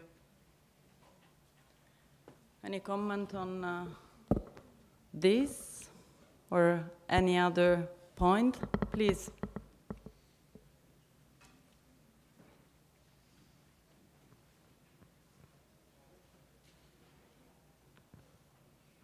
Hello, this is Joaquín Garrabou. I'm a scientist here at the Institute of Ciències del Mar. And I was wondering, the effects of climate change are severe, but we can see it as well as an opportunity to enhance the management capacities of the MPAs. And I was wondering about this Green Climate Fund, which is acting to support southern countries and transferring all the tools that we are developing here. I don't know how we could manage, or if there is a way to speed up this kind of mechanism, using the MPAs as well as a source of tackle the climate change adaptation from this funding as well point of view, not only from the ecological and socio-ecological adaptation that we have been speaking. Definitely this is an idea, though, as you know, for sure, the Green Climate Fund is as complicated as the GEF or other, worldwide fund. Actually, They are in a certain way at the moment considering a bit simplifying exactly to be more accessible, but definitely this is among the proposals that could be brought forward. What I was even thinking, I don't know, and maybe you know more than anybody else, how much these financial aspects have been touched upon over the past years, because this could be, you know, something to deepen in the months or years to come, which are the possibilities or the financial modalities apart, you know, from example as the MedPAN that have in a certain way materialized also at local level, you know, to generate revenues. So this could be definitely an important area to explore. More before we go for lunch, please. Hello, Sarah, environmental consultant from Tunisia. Just a small comment. I think now everyone knows that South Mediterranean countries are facing a very economical and financial problems and political ones. Mm-hmm. So getting their attention to the environmental problems that we are facing, it's very, very hard. And because their main focus are on other things. Civil society and NGO in Tunisia are getting stronger now, and I think in other countries, Arabic countries. So getting funds, it's the most important thing. It's the only way to keep them like fighting active and to get more power in our countries. Other thing, I think it's impossible now to talk about biodiversity and conservation without talking about illegal migration. This is, they are so related to each other. So, like people now, I think projects and people should relate this. Even when we talk to the governments or to the country, we need, this is something like related. If, like for example, in Gulf of Gabas, we have 2,000 illegal boats. If, of course, it's going to be impossible now, but if we are able to stop these 2,000 illegal boats, fishing boats, we will have 2,000 illegal boats for illegal migration. So we will not solve any problems. Mm-hmm. So we need to work on this simultaneously. Yes. So that was my comment. I completely agree, and you mentioned just two of the challenges, but there are many other challenges. Actually, what I wanted to comment, but maybe somebody else also can comment, the crisis is not just in the South Mediterranean. We have also big crisis in the North Mediterranean, as you know. So, but this in a certain way unifies, and it's very important actually to stabilize the entire region together. I mean, we have definitely common challenges to look at. So this is to say also that at least by my experience, I've never seen such a level of cooperation at Mediterranean level. I think it's really happening. So it's a phase of definitely a lot of historical, difficulties and all beyond us.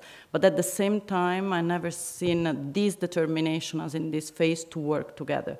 I mean, and not at a more political level necessary, but at the basis level, which is what will inevitably generate a change. So, but this is, of course, my personal opinion. I'm not necessarily always speaking on behalf of the organization. I'm speaking also as a person, but of course, I'm open to other opinions in this respect. And that's why the concept of multi-level governance, participatory approach, cross-sectoriality are indeed all embedded and progressively mainstreamed. Of course, I mean, at operational level is not so easy. I mean, one thing is to have the concept clear, one thing is to find a good way to operationalize all these concepts in a way that work, yeah? And another thing that I was actually thinking, and maybe we want to close at a certain point also, you tell me, Carol and Kim, when we want to close this session, something that I use myself also as a reference, because I heard, especially at the beginning, you know, the reference to policymakers, to politicians, and so on. First of all, as if they are something separate from us. Let's remember also that by electing, we also do decide, we also come in with our decision. And secondly, however, there is something also to be kept in mind when passing the information. And this was part, actually, of the internal sort of debate that we had, because there were many recommendations. So we were saying, too many recommendations, let's, you know, try to de-instill them and maybe to imagine a long-term plan for things to happen. Imagine you are a politician. You are a politician elected for 2 years. You go and have the opportunity to speak with this community and tell them, okay, I have 2 years of mandate. Tell me what is the most urgent I can help you with. So keep this in mind, because this will help you also to focus on the most important you want to get achieved with the resources that are available at that moment. And that's not because you don't think of the long term. You think of the long term, but while you think of the long term, you have also to think of the resource, the modality of the contribution that are available in that precise moment.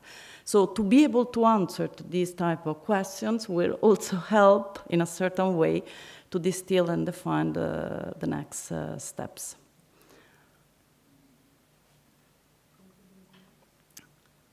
Anything more? Because if not, maybe we can close. Exactly. So we move to the closing session. So please, Kim and Puri, you're welcome with your final and closing remarks for all of us. Thank you very much to everybody for the participation to this session. Thank you.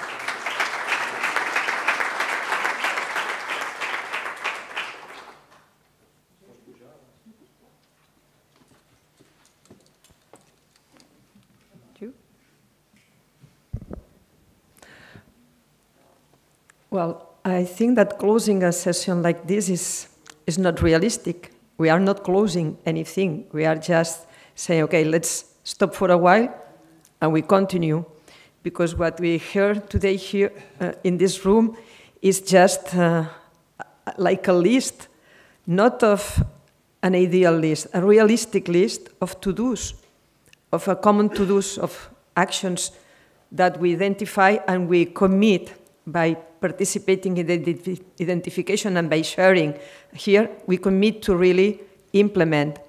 So the only thing I can say is, okay, let's look forward and the way we can really go on the ground and implement all those actions. So as I said at the beginning in the opening, what we are doing is just showing a model that is a replication of nature. You know, we tend to always pay attention to nature in the classical documentaries. It's the predator and the other hunting and the prey, and this is like competing.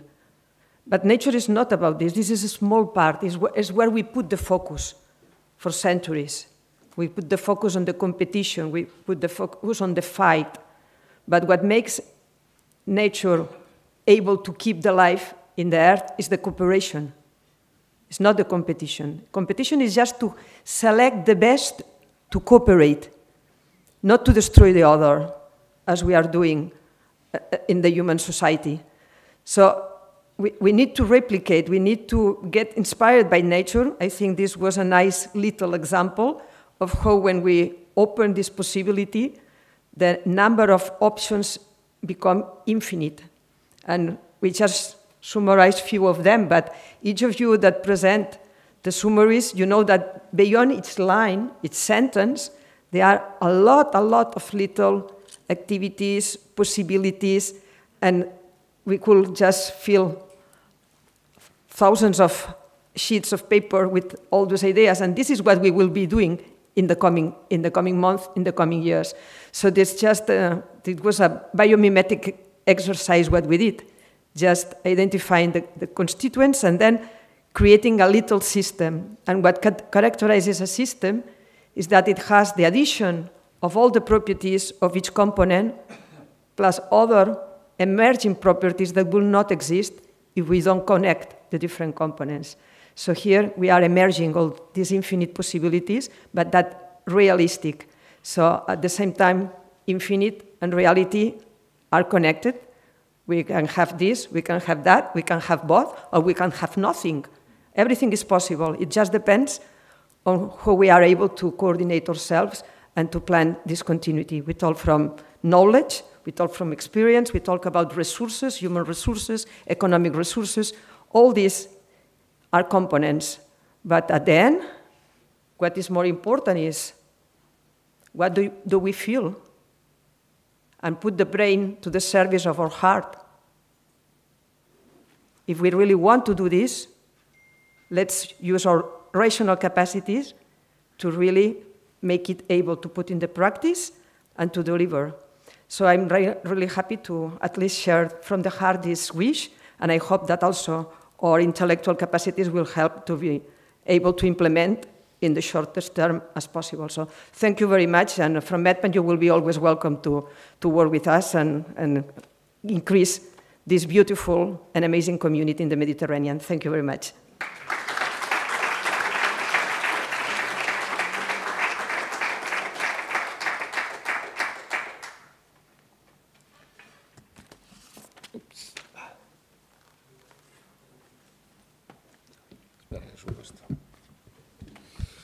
I know that you are waiting for the lunch, so I'm not going to take, hopefully, much time, but there are so many things that I would like to say. In any case, I'm going to give two parts of my closing remarks. The first one, it's an obvious one, and since I didn't have the opportunity to give the thank you in the opening, I'm going to say it now. So thank you for being here. Thank you to Maria Romani for her willingness of sharing this, making this craziness of organizing this joint event from the very beginning. Thank you to all you, all the participants here in Barcelona and Palma, and maybe tomorrow in Rosa, some of you, those that are online that waiting for these teleconferences issues. Thank you for all the partners, because without the partners and their great effort, we couldn't share all these nice products and results that we achieved together. A special thanks to the MedPAN team, because it has, I know that we put much pressure in our teams to organize this together, as well for the Fundación Marilis and Tony Font that is here. He gave us the real Mallorca experience, I would say, with really nice places and dinners and many things, so thank you to you all. And a special thanks as well for the people here at the ICM and the people that has been supporting the implementation of the project during the last 3 years, more or less. And a special thanks to Nicolás, Macarena, and Paula, that she's not even here because she's arranging probably our lunch. So, so thank you. And she's suffering because the schedule and everything. So thank you all. So join me in a round of applause to everybody for this.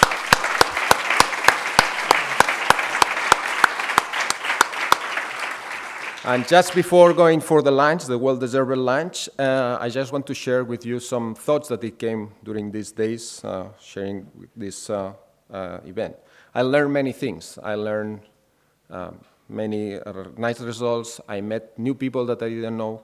And I think that we are, for all of us, it has been an opening of new opportunities to make other projects, initiatives, etc. However, don't let's forget that we are living in an emergency time, as it's stated by the ambassador and many of you. We need to move fast and to an effective and impactful way in implementing all these tools that we are doing.